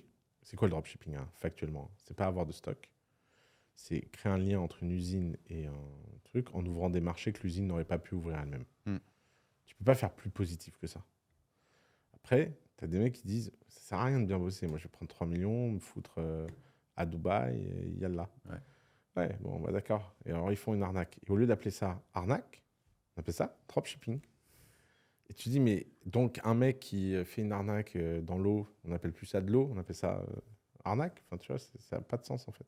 Tu penses que c'est dû à quoi ça? C'est la Mais barrière à l'entrée qui est c'est- trop basse et du coup, il y a. Non, mais c'est juste que partout, il y a des arnaques. C'est juste qu'il y a des arnaques qui sont plus médiatiques que d'autres. Mm. Et dès qu'une arnaque est médiatique, on jette le bébé avec l'eau du bain. Hmm. On dit, ah, dropshipping, c'est nul. Alors que, par exemple, moi, l'une des plus belles boîtes que j'ai vues l'année dernière, c'est une boîte de dropshipping qui dropship des produits français en Chine.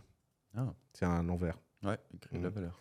Et en fait, il va voir dans les petits villages des artisans et tout. Il leur dit, moi, ton stock, je le mets en ligne. Je fais Made in France. Je fais le site en chinois. C'est un mec qui est marié à une chinoise. Et boum, boum, boum, boum, il vend des produits de luxe en Chine. Mais il fait un fric de malade. Énorme. La méthode est très bonne. Alors Ouais. après, il y a l'impact écologique du dropshipping. Mais moi, tous les mecs qui m'expliquent ça sur Internet en me disant le dropshipping, c'est pas bon pour l'écologie en le faisant sur un iPhone. Ouais. Et j'ai envie de leur dire, mes frères, c'est notre système entier qui est pas bon pour l'écologie. Donc, ok, peut-être que dropshipping, ça va pas changer. Je pense pas, j'ai du mal à croire que c'est la source de tous nos problèmes. 100%, 100% d'accord. On a parlé des réseaux sociaux rapidement. Est-ce que tu as vu l'actualité avec TikTok qui est en train de se faire restreindre aux États-Unis, Ouais. qui est en train de se faire restreindre en France? J'ai vu que. Alors, j'avais pris quelques notes. La France interdit les applications récréatives sur téléphone des fonctionnaires d'État tels que TikTok. Les États-Unis, c'était déjà il y a quelques mois. La société mère de TikTok, c'est ByteDance. Et en fait, dans l'Union européenne, ByteDance fait l'objet d'une enquête de l'autorité irlandaise de protection de la vie privée qui le soupçonne d'enfreindre la législation européenne sur la protection des données en matière de traitement de données personnelles des enfants et de transfert de données vers la Chine. TikTok avait reconnu en novembre que certains employés en Chine pouvaient accéder aux données utilisateurs européens et avait admis en décembre que des employés avaient utilisé ces données pour traquer des journalistes. Mais le groupe nie farouchement tout contrôle ou accès du gouvernement chinois à ces données. Ouais. C'est. Faut qu'on fasse une analyse SWOT de ça. Force, faiblesse, menace, opportunité. Force, faiblesse, menace, opportunité. Bah. Force, déjà, pourquoi est-ce qu'ils ont besoin de nos données? Pourquoi est-ce que ByteDance... Enfin, pourquoi... C'est pour optimiser les algorithmes. Ouais, je crois pas. Je crois que là, c'est un sujet d'espionnage. Ah, toi aussi, tu penses que c'est purement espionnage? Bah ouais, je pense. Ok. Je peux te raconter une histoire flippante Vas-y. sur TikTok. C'est Chaud. que j'ai un pote en cybersécurité qui m'a dit il a démonté l'app, machin. Et il m'a dit, en fait, c'est une passoire, ce truc. Donc, est-ce que c'est une passoire et qu'ils essaient de tout voir parce que le gouvernement chinois leur a demandé des backdoors, des machins, des trucs. En même temps, si tu es le gouvernement chinois et que tu demandes ça à TikTok, je vois pas comment les pauvres employés de TikTok peuvent refuser. Hein. Ah ouais, bien sûr. Donc, c'est le fait qu'une app chinoise soit devenue une app de contrôle de l'esprit de tous les jeunes dans le monde, c'est une menace géostratégique en soi. Le problème est résolu. Donc voilà. Après, moi, ce qui me désole, c'est qu'encore une fois, nos hommes politiques sont pas à la hauteur de l'enjeu, quoi. T'as vu l'audition là du CEO de TikTok au Sénat américain? J'ai pas vu, mais lui, je sens qu'il doit être sous pression, le pauvre garçon. Là. Ouais, mais là, le mec lui dit ouais, est-ce que TikTok accède au Wi-Fi? Ah oui, j'avais pas vu ça. Et en fait, c'est marrant parce qu'en fait, il y a des vraies questions à poser à TikTok d'espionnage, de géostratégie. Il y a un vrai enjeu. Mais comme les mecs sont pas à la hauteur, ça donne un truc où le mec, il est là, il lit sa note, il dit alors, connecté à Internet? Hein? On a le droit? Et t'as l'autre qui fait Sir, yeah, of course, it's connected to Internet. Il y a encore une fois le grand théâtre du n'importe quoi de la politique. Mais c'est sûr que là, les gouvernements, ils ont un problème marrant. Parce que TikTok, les jeunes adorent. L'interdire, ça va être un... Moi, j'ai vu aux US là, des influenceurs TikTok faire des vidéos, mais flippantes. Ah ouais? Ouais, de soutien à TikTok. Ça m'étonne pas. Je me suis dit, putain, les mecs, ils veulent pas perdre leur chéquier. Bah ouais, t'imagines? Ça Non, mais, du travail, hein. ouais. Non, mais voilà. Enfin, Ils ont peur. on a encore une fois laissé une entreprise prendre trop de place. Maintenant, elle est dans la vie des gens. Il y a des milliers de gens qui en dépendent pour vivre. Et puis, c'est abusé par un gouvernement parce que les gouvernements abusent de tout. Et après, les Américains nous ont fait la même avec Facebook. Hein. Donc, Ouais. Et je pense qu'ils doivent pas récolter moins de données. bah non. Ouais. Non, ils n'ont pas l'air. Ils ont... C'est vraiment... Quand les Américains parlent de TikTok, ça fait vraiment Camembert dit Roquefort, tu pues. Ouais. Ouais, tu vois. mais ouais. Comment ça se... Est-ce que tu sais techniquement comment ça se passe, ce récoltage de données? Parce que au final, est-ce qu'ils ont accès à juste les données qu'on a sur l'application, c'est-à-dire le contenu qu'on regarde, ou est-ce qu'ils ont vraiment accès à toutes les autres applications Apparemment, aussi? ils ont accès Enfin, apparemment, ils s'octroient des droits... Ah d'accord. Après, j'y connais rien, hein, je suis pas un spécialiste. Mais je serais pas étonné qu'en fait, c'est savent des tout. immenses... Et je serais pas étonné qu'il y ait des fonctions dedans qui permettent à des gouvernements de... Tu vois, d'écouter là en ce moment une réunion Ouais. parce qu'ils ont targeté un mec et hop, grâce à son app TikTok, boum. Bah, quand tu vas activer le micro pour commencer à filmer, ils te demandent l'autorisation. Est-ce que vous autorisez TikTok à activer le micro? À partir de là, s'il le faut, oui, ils peuvent même en arrière-plan continuer Ouais. d'entendre. Ouais. Ça a carrément du sens. Après, là-dedans, il y a des sujets très forts. C'est à quel point Apple est complice. Ah aussi, ouais. Tu vois, est-ce que vraiment une app peut espionner dans le téléphone et qu'Apple soit pas au courant? À quel point Apple est complice, sachant les intérêts qu'ils ont en Chine et qu'ils veulent vendre des iPhones en Chine? Est-ce qu'il y a une réunion Ah, ils les font construire aussi en Chine. et les font... Alors maintenant, ils font construire en Inde, mais ouais. Ah, ok. Ouais, ils sont en train d'un peu... Je pense Ok. qu'ils sentent Ouais. ils sentent le souffle chaud. Ouais, ça doit être compliqué. mais tout ça, ouais, enfin... Non, mais sur ces sujets-là, on se fout de notre gueule et on sait rien. Enfin, c'est pas... Après, les sujets de sécurité nationale, d'espionnage, de machin, c'est des dingueries. Enfin, je pense que les conspirationnistes sont pas à 1% de la vérité sur ces sujets-là. Mais en même temps, à mon avis, c'est à la fois plus dingue et plus décevant que ce qu'on imagine. Parce qu'à mon avis, c'est vrai, c'est des histoires vraiment dingues, machin. Mais est-ce que après les impacts et tout, est-ce qu'ils sont réellement? Moi, je pense pas. Concrètement, ce serait quoi les menaces que tu verrais, toi, au fait que le gouvernement chinois ait accès Bah moi, je pense qu'ils nous rendent tous débiles. Ils font volontairement ça? Tu l'as vu le truc, hein? Tout le monde l'a Ouais, vu. tout le monde l'a vu, ouais. Vas-y, dis-le. Bah, qu'en Chine, TikTok montre des vidéos de science et nous, c'est des meufs qui dansent. Ouais. Ouais, c'est chaud. Moi, ça marche bien sur moi, donc je me dis... Continuez. Je me dis... non, mais moi je l'ai désinstallé. Hein. Je veux plus en entendre parler, quoi. Ok. Ah, t'as désinstallé Ouais, l'appli? là, j'ai carrément désinstallé. Tu sentais que t'étais plus en contrôle? Non, mais ouais, clairement. Je sens que l'algorithme, il est construit d'une façon pour me rendre dingue. Alors, est-ce que c'est pour l'argent? Est-ce que c'est pour les intérêts du gouvernement chinois? J'en sais rien, hein. Mais de toute façon, quelle que soit la raison, c'est en train de me rendre débile. Hmm. Donc, Tu le sens sur ta faculté à rester concentré, par exemple, sur une tâche? bah oui, moi, les réseaux sociaux elles m'ont niqué là-dessus. Après, là, pour le coup, cette année, ça a été vraiment ma détox. Ok. Je suis très, très content de ma détox. J'ai supprimé toutes les apps, tout. Ouais, tu m'étonnes. J'ai plus que Instagram. Et alors, ce qui est marrant, c'est qu'Instagram me rend très peu addict. Je sais pas quel est mon algo Insta. Je crois qu'il est vraiment merdique en fait, leur algo. C'est pour ça. Non mais toi, t'es addict sur Insta? Moi, j'étais vraiment addict à fond sur Insta et je vais te montrer ce que j'ai fait. En gros, j'ai censuré tous les comptes que je suis. C'est-à-dire que je voulais pas me désabonner de toutes les personnes auxquelles je suis abonné parce que j'avais peur qu'elles le prennent mal, tu vois. Et du coup, en fait, tu as une fonction sur Insta où tu peux. Putain, bon, j'ai toutes les limites d'écran et tout pour justement réfléchir à chaque fois que je vais dessus. Mais en gros, tu vois, par exemple, ce mec, tu peux rester appuyé sur sa pastille, le mettre en sourdine et ensuite mettre les publications et la story en sourdine et tu vois plus rien. Mm.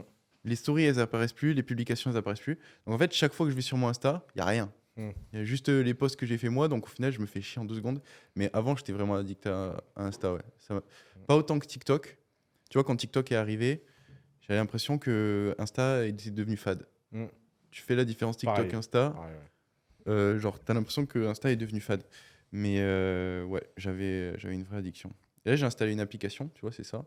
À chaque fois, c'est une automatisation en fait. À chaque fois que je vais sur un réseau social, il y a 5 secondes dans lesquelles je peux pas accéder à l'application pour être sûr que je veux vraiment y aller dessus. Mhm. Ça s'appelle OneSec si vous voulez l'installer. O-N-E plus loin S-E-C. Et en gros, j'ai remarqué qu'il y a des fois, si j'ai pas ça, mon cerveau, il doit avoir genre un câblage automatique où je suis dessus sur l'application, je me suis même pas rendu compte que j'ai fait le chemin pour y aller. Mhm. Je sais même pas pourquoi je suis allé dessus. Et je me retrouve comme ça à perdre une demi-heure de mon temps à regarder de la merde, tu vois. Ouais. C'est un calvaire. C'est un calvaire et c'est vraiment un fléau. Et pareil, genre, pour la concentration, on en parlait. Je sens que ça m'a fait développer, pas des troubles de l'attention, tu vois, mais des fois de l'ADHD un peu. Tu connais cette maladie? Mm. Genre, des fois, j'ai l'impression que j'ai des troubles de l'attention ouais, à cause de ça. Donc, j'essaie vraiment de faire attention. Ça, on en a parlé. Qu'est-ce que tu penses de l'expression le client est roi? Bah, une fois, je l'ai dit à une fois, j'ai dit à un mec, il m'a dit oui, c'est pour ça que nous en France, on coupe la tête du roi. Ouais, il est bon, lui. Mais Il a de la répartie. moi, j'aime bien cette expression, le client est roi. Je pense que quand tu fais un business, même les clients les plus horribles, il faut les traiter comme s'ils avaient raison. C'est une bonne mentalité à avoir. Ok. Client is king, c'est une très, très, très, très, très bonne mentalité à avoir. T'as eu des galères Bon, bah oui. Mais des clients chiants, oui, bien sûr, tout le monde en a. n'importe quel type de business? Dans n'importe quel business. Mais les gens, en fait, les gens chiants, mine de rien, ils participent à améliorer tout, en fait. Tu Faut penses? faut leur reconnaître ça, ouais. Ok. Moi, étant par exemple un client pas chiant du tout, bah, des fois, j'accepte des choses que je devrais pas accepter, en fait. Je me dis, oh, si tout le monde faisait ça, bah, en fait, le business. Et moi, je crois beaucoup au fait que les business finissent toujours par optimiser au min-max. Parce qu'en fait, au bout d'un moment, tu es plus motivé. Et donc, heureusement qu'il y a des mecs qui, de temps en temps, leur remettent une piqûre. Ils disent, ah, putain. Et tu dis, ah, ok. Hmm. Et est-ce que tu améliores, en général, pour un relou, tu l'améliores pour tout le monde? Est-ce que tu es d'avis de. Tu vois, j'avais lu La semaine des 4 heures et lui, le Tim Ferriss, il avait un business, une muse, dans laquelle il cherchait à vraiment optimiser son temps à max. Et en gros, ce qu'il a fait, c'est qu'il a viré 80% de ses clients qui étaient les plus chiants. Mhm. C'était souvent ceux qui avaient le moins de valeur aussi. Ouais. Est-ce que toi, tu serais d'avis de faire ça ou est-ce Alors, que... ça, c'est une super stratégie dans un business de service, mais c'est une très mauvaise stratégie dans un business de réseau ou dans un produit. Donc, ça, tu vois, c'est une stratégie de prostituée. Ok. Une très mauvaise stratégie de pornstar. Et Tim Ferriss, c'est le roi des prostituées. Non, mais c'est ça. Il essaye de.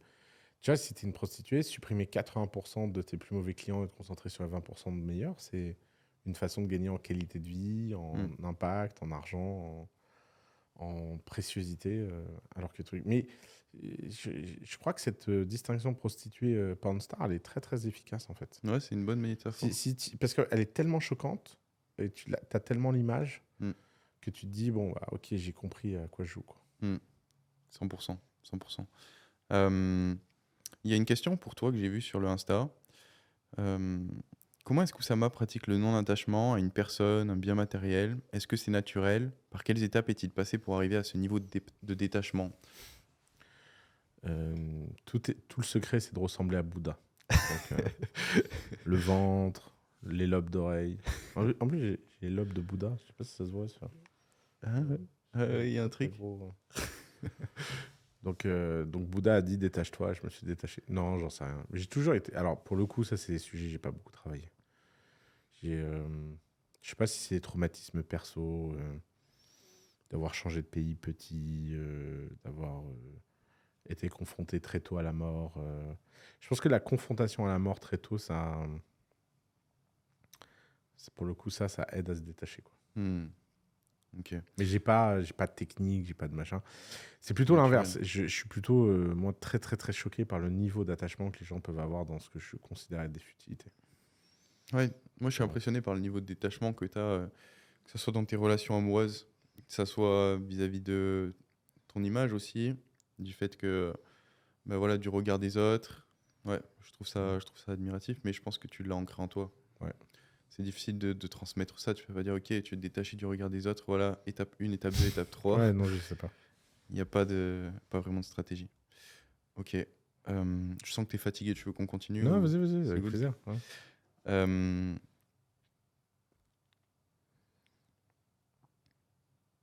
Putain, j'avais une question pour toi. Je l'ai oublié. Est-ce que tu passes du temps dans la nature? Je sais que tu as le domaine d'Ablon. Est-ce que c'est important pour toi d'être au contact de la nature? Ou est-ce que t'es pas trop sensible à ça?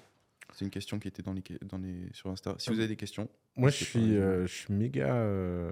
J'adore passer du temps dans la nature. Ouais. Tu J'adore sens que ça faire te recharge? ouais, j'adore faire des câlins aux arbres.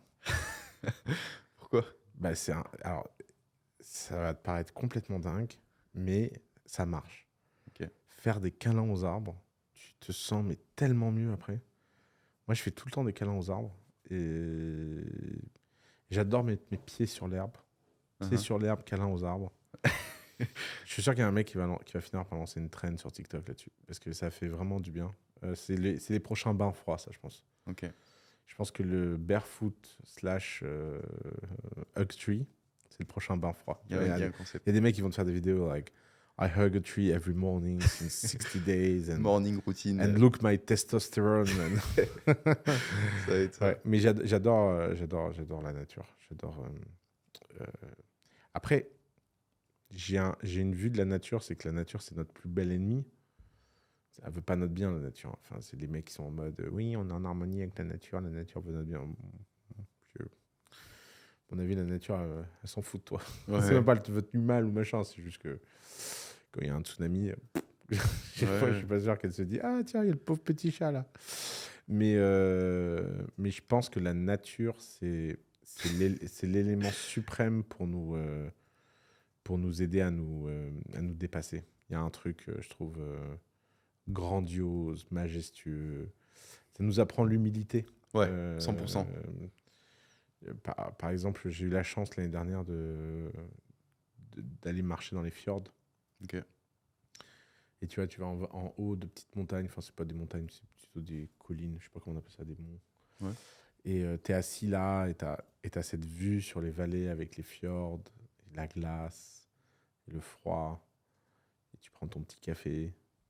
Ça te rend humble. Ouais. Ça te rend Je trouve vachement qu'il y a un côté. C'est pour ça que c'est cool. Après, un autre truc que moi, j'ai jamais compris, c'est pourquoi on ne prend pas plus soin de la nature, mais pour des pures raisons esthétiques.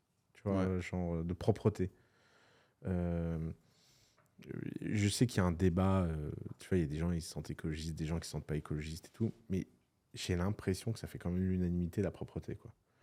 J'ai jamais vu un mec se dire alors ce week-end, j'ai été baigné dans un petit lac de gasoil. Je te dis pas. D'ailleurs, je crois qu'il y avait aussi des produits chimiques. Ça, J'ai les kiffé. enfants, ils étaient au top.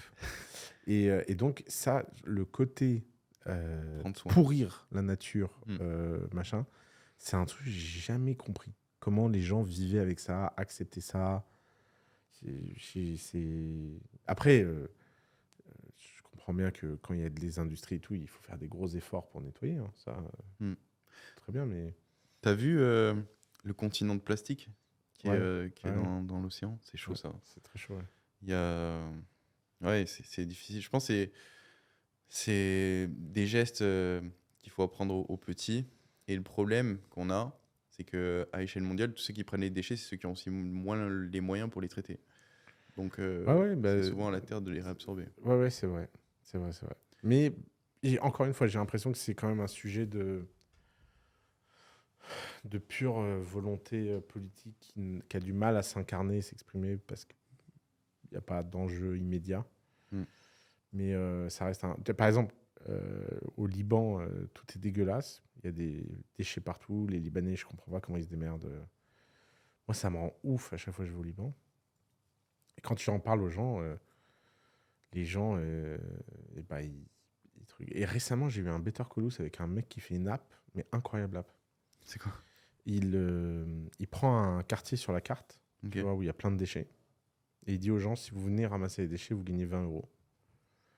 Et il organise comme ça des campagnes de nettoyage dans le champ de Mars. Tu vois, genre, dans la journée, bam, nettoyer.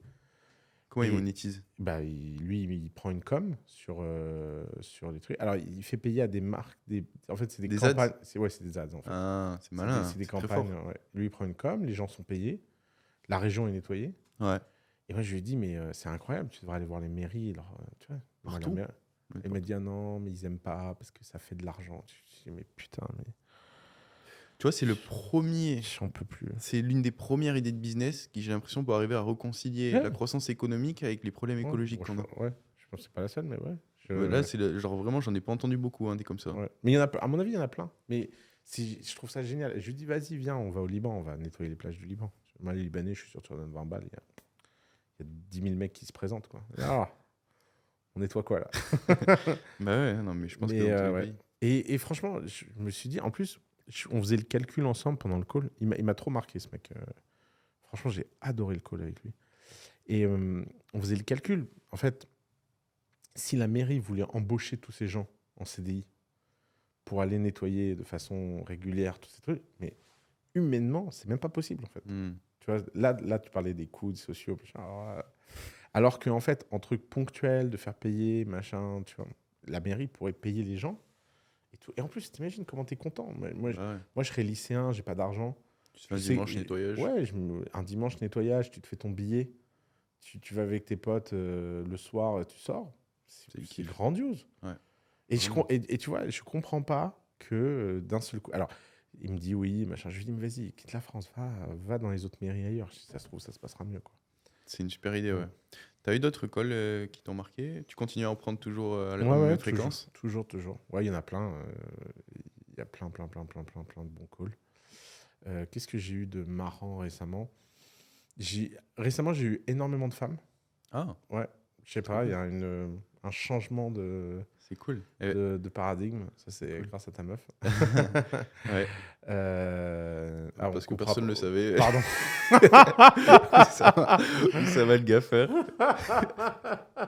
C'est bon, là, c'est public. Je suis désolé. T'inquiète. C'est pas... Je savais pas que personne savait. Oh. Donc ouais, je disais, j'ai eu beaucoup de femmes. Et j'ai eu beaucoup, je sais pas ce qui s'est passé cette semaine, j'ai eu beaucoup d'ONG Ok. qui m'ont contacté pour me demander comment gagner plus de fric. J'étais un peu embarrassé parce que je leur disais, oui, mais moi, votre modèle ONG, j'y crois pas déjà à la base. Mais non, mais machin, bon, j'ai essayé d'être aussi utile que je pouvais. Je suis pas sûr que... Le problème, c'est quand tu crois pas à un truc, c'est quand même dur. Mais ouais. Et énormément de calls récemment suite au Bad Buzz. Je commence à avoir les premiers calls Ah. Bad Buzz. Parce que tu sais, comme c'est sold out un mois à l'avance et machin. donc je commence Ah oui. Et alors, eux, c'est drôle quand même. Qu'est-ce qu'ils te disent? Bah non, mais c'est des gens, ils sont touristes. Ils savent pas qui je suis. Il y a un mec qui m'a demandé pendant Better Call Saul, au fait, tu fais quoi dans la vie? Et je me dis, frère, tu viens de payer 300 € pour poser cette question. Tu te souviens de ce qu'il faisait, lui? Et alors, les calls bad buzz, hein, c'est à la hauteur du bad buzz, hein, c'est de la merde. Hein. Et les mecs payent. Ouais, C'est surprenant, ça. Ouais. C'est ouf. C'est ouais, je t'ai découvert. T'as l'air sympa. Alors, t'es un mytho. Écoute, c'est un peu cher payé pour savoir. Ouais. Ah, Ouais. c'est chaud. Mm. Et comment est-ce que tu vois la projection de ce business model-là? Toi, tu dois continuer sur du long terme. Ouais, parce que c'est pas un business model. Je le Un fais kiff. par pur kiff. Ouais. Ok. Après, je pense que là, en ce moment, j'ai. En fait, mon problème, c'est que je sais pas dire non aux gens. Et en ce moment, j'ai une pression de malade pour ouvrir plus de slots, plus de slots, plus de slots. Notamment, tu vois, à chaque fois que les gens m'écrivent un message mesquine, je sais pas dire non. Donc, par exemple, je m'étais fixé comme règle de ne jamais prendre de call pendant mes voyages. Ok. Parce que, tu vois, je voyage, je veux pas, machin. J'avais pas pris de call. J'ai commencé à recevoir des messages dans tous les sens. Oui, il n'y a pas de slot avant 4 semaines. J'ai un sujet urgent, un sujet important. Après, je me suis dit, bon, quand même, je suis à Paris, je suis pas au fin fond de trucs, je vais prendre des calls. Et alors là, je me suis retrouvé avec les calls au milieu de la grève, Internet qui marchait pas. Parce qu'en fait, quand t'es pas, tu vois, t'es pas à la maison avec ton Wi-Fi, ton Internet, ton setup, bah, t'es à l'hôtel, en fait, t'es pas réveillé parce que t'es sorti la veille alors que d'habitude tu sors pas, machin. Mm. Et j'ai annulé plein de calls, puis j'ai reschedule parce que le train, il était pas à la bonne heure, l'avion, il était en retard. Galère. Et je me suis dit, mais putain, mais t'es complètement con, quoi. Et en plus, après, les gens, ils sont pas contents. Ah oui, mais alors l'air de. Et tu te dis, mais franchement, il faut être intransigeant. Mais c'est trop dur d'être intransigeant. Ouais. Faut que je mette quelqu'un qui fasse l'interface, qui soit méchant. Je- Mais tu devrais former des mini Oussama pour scaler ça? C'est impossible. C'est impossible. Personne ne peut rentrer dans Mais, ta tête. mais D'ailleurs, tu essaies de le faire. ouais, Je vois ton truc. Je le fais en sur chat Insta. GPT, ouais. Ouais. C'est On va, énorme, on ça. va voir si ça marche. Ça a raté le lancement de la bêta. Bon, je l'ai mis Ok. un peu cher et tout pour voir tu T'as vois, à quel testé. point Ça mordait. ça mordait. Bah, ça n'a pas mordu. Ok. Je voulais faire 100 ventes, j'en ai fait 6. Ce qui est difficile, je pense, c'est que les gens aiment aussi la manière dont tu t'exprimes. Et Ouais. tu vois, autant il y aurait une intelligence artificielle avec la même intonation de voix que toi, limite un portrait robot et tout, Mm. je pense que ça aurait pris Ouais. de fou, tu vois. Tu crois que c'est ça? Ouais, bah, je vais essayer. De toute façon, c'est l'étape d'après, ça. Ouais, je pense que ce serait ouf, ça. Parce que juste l'écrit, bah, tu t'as pas Oussama, quoi, tu vois. C'est vrai. Il y a pas Ous. Alors Ouais. que, ouais. Mais je sais... Comment t'as fait pour t'y prendre, du coup, pour ça? Bon, rien, je fais vraiment la méthode post-LinkedIn. Vous voulez vous voulez accéder à la bêta en exclusivité. Il y a que c'est en place, ça coûte 199 € au lieu de 300. Ouais, l'offre est irrésistible, tu vois. Ouais. Et en fait, elle est très, très, très, très résistible, cette offre. Les gens ont pas. Après, je vais le lancer quand même. Hein. Je sais pas. Tu l'avais mis sur Insta aussi en story? Ouais, je l'ai mis sur Insta, j'ai mis en Reels, Mm. je l'ai mis en truc. Mais bon, c'était intéressant. J'étais curieux de voir combien il y avait de fous furieux qui étaient prêts à balancer 200 balles en mode ouais, je veux Oussama GPT. En fait. Et alors, c'est marrant parce que c'est là où ce qui est incroyable, c'est quand tu vois qu'un product market fit. Moi, je dis toujours product market fit is obvious. Ok. C'est vraiment la phrase que je répétais tout le temps à The Family. C'est que quand tu as un product market fit, tu sais. Par exemple, la conf chat GPT, je fais un post LinkedIn raté, je fais 1500 ventes. Là, j'ai mis, tu vois, j'ai senti que ça allait être dur à vendre. J'ai mis un peu plus de craft que d'habitude. Je fais un vrai texte de vente. J'ai mis des efforts en me disant, bon, quand même. Chat GPT, j'ai dû faire 1500 ventes, 100 000 visites sur le site de vente. Là, j'ai fait 220 000 visites sur le site de vente, 6 ventes. Ouais. Et c'est trop drôle parce que les gens, ils croient que ça vend parce que c'est Oussama. Mais en fait, Oussama, c'est comme tout le monde, hein, il sait faire des bids. Hein. C'est assez drôle. C'est vraiment product market fit. Product market fit, ouais, paye. ça paye. Hein. Mm. Et là, il y a... Et tu vois, quand tu as 220 000 personnes qui passent sur ta page et que tu as 6 ventes, tu n'as pas besoin de te raconter énormément d'histoires pour te dire, OK, il y a un problème. Ouais. Alors, mon analyse, c'est que, pour avoir parlé avec plein de gens, c'est que c'est un problème de pricing. Ok. Parce que tout le monde a dit c'est trop cher.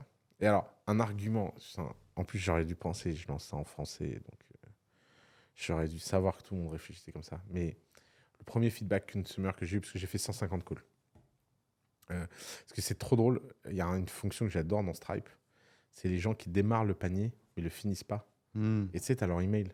Ah bon, je sais pas. Ouais, maintenant, tu as ça dans Stripe. Ok, stylé. Ouais. Et donc, j'ai Tu les as appelés. un par un. Allez, vas-y, raconte-moi pourquoi t'as pas fini ton panier, connard. Et moi, quand je dis connard, c'est gentil. Hein. Je suis un connard, vous êtes des connards. C'est un connard. J'essaie d'un connard. Yomi. Et en fait, ils m'ont tous dit, ouais, c'est super cher. Et à chaque fois, ce qui était dingue, c'est qu'ils avaient le même argument rationnel. C'est ChatGPT, c'est $20 par mois. Ouais. C'est plus cher que ChatGPT. Et j'étais là, non mais attendez les frères, moi j'ai pas 100 millions de clients. C'est vrai qu'il y a une diff. Et c'est drôle parce que tu vois, ça, je pense que c'est vraiment la vision française du business qui est orientée sur le prix et pas la valeur.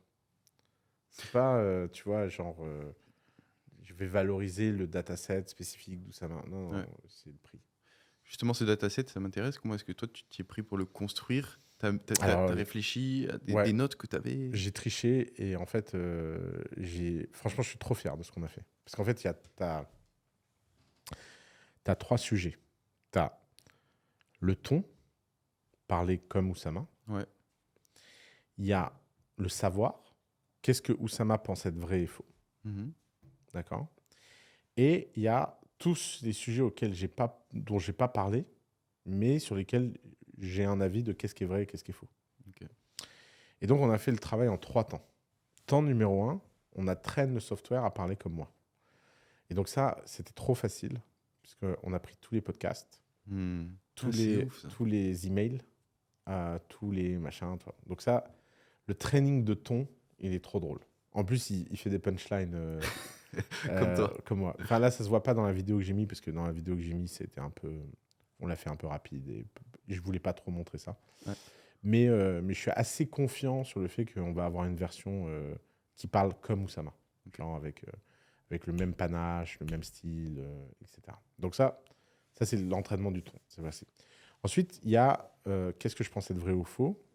Et pour ça, en fait, moi j'ai de la chance, c'est que j'ai mes vidéos YouTube, j'ai les articles que j'ai écrits. Sur mon site internet daedalium.com, j'ai quand même un truc qui s'appelle Wisdom from Hell, qui est un très très long texte écrit pendant des années. Donc ça, il a une immense valeur.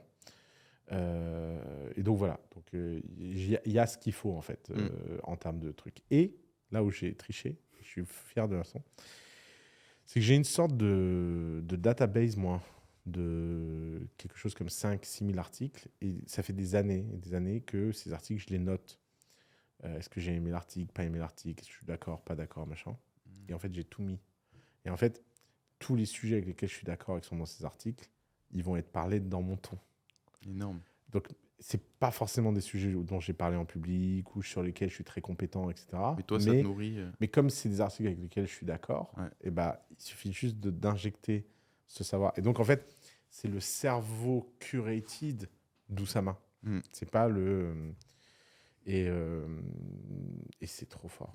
Enfin, c'est énorme. Ça va être ouf. Mais est-ce que tu as...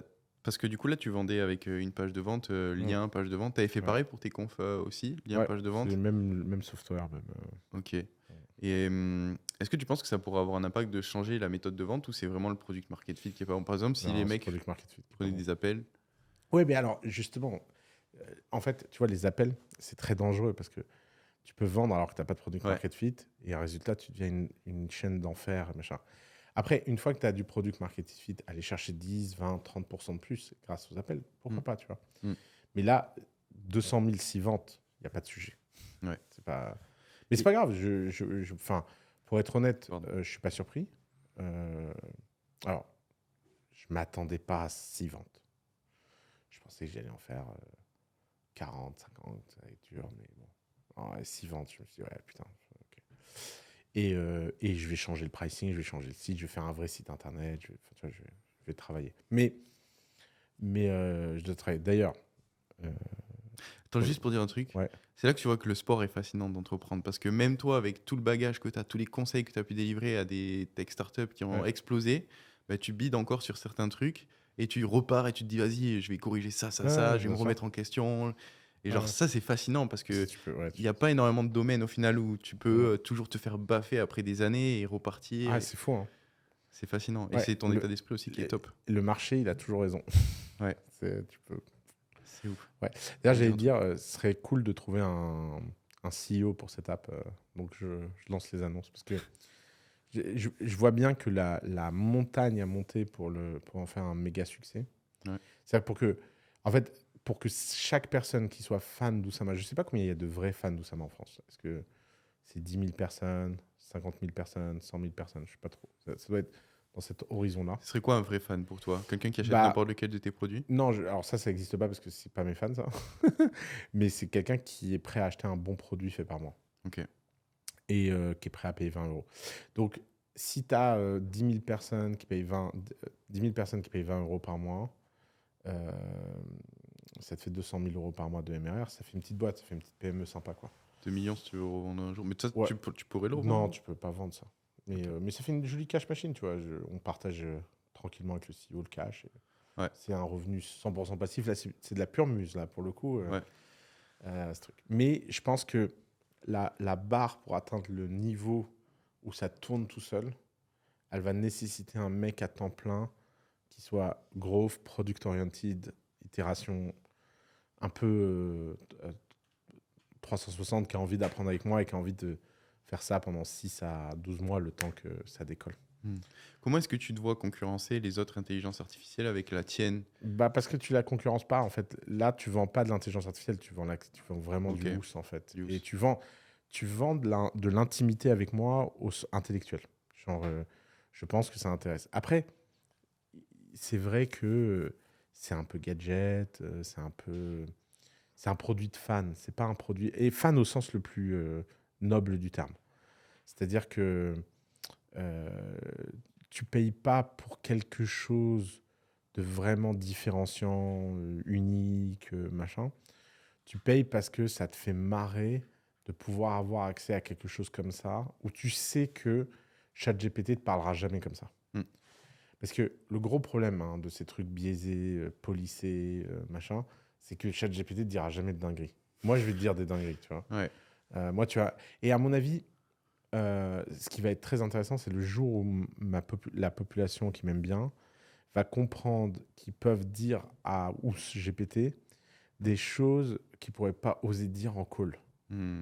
Tu vois, on va faire un truc de data privacy très solide. Il faut que je réfléchisse un peu à ça d'ailleurs. Tu vois, il y a plein de sujets Mais moi, mon but, c'est que je ne puisse jamais savoir les questions que les gens posent et que ce soit garanti. Et donc, tu peux venir et poser des dingueries parce que tu sais que tu es dans un environnement safe. Et tu sais que je vais pas te répondre quelque chose d'évident. 100%. 100%. Donc, ouais, l'idée, ce serait d'arriver à te scaler, entre guillemets. Ouais, grâce à...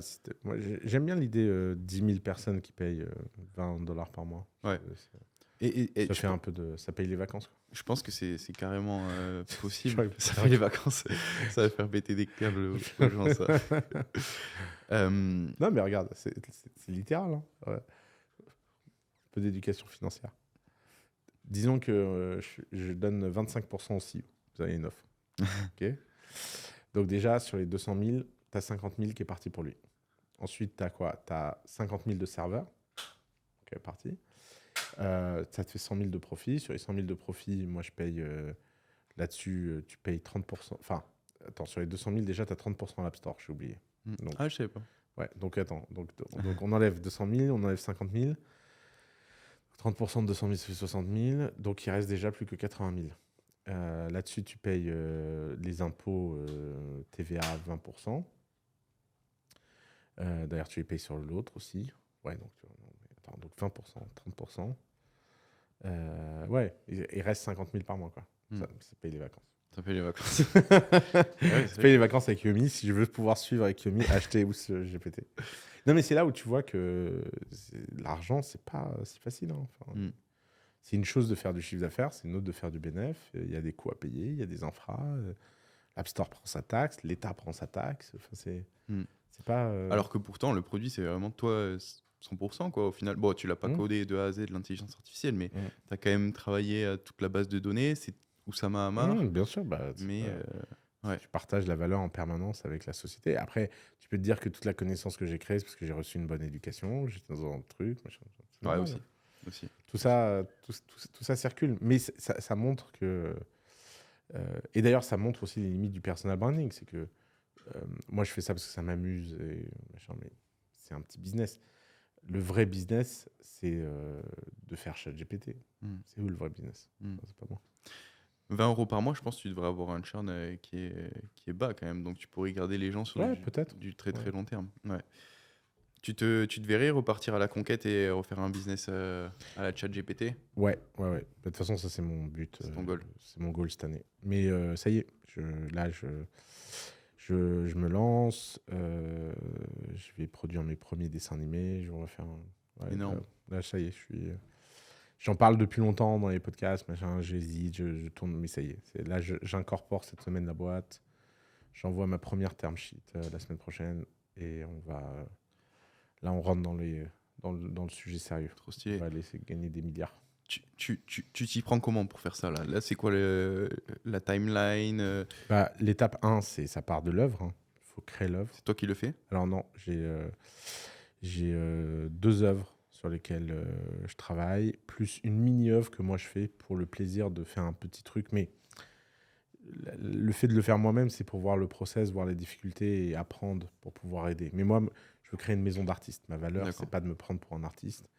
Ma valeur, c'est de créer un paradis pour artistes et c'est de leur donner les moyens de créer des univers et des franchises dans lesquels ils vont pouvoir s'exprimer, être libres et sur lesquels on va gagner de l'argent différemment. Donc, mon idée, elle repose sur 4 piliers.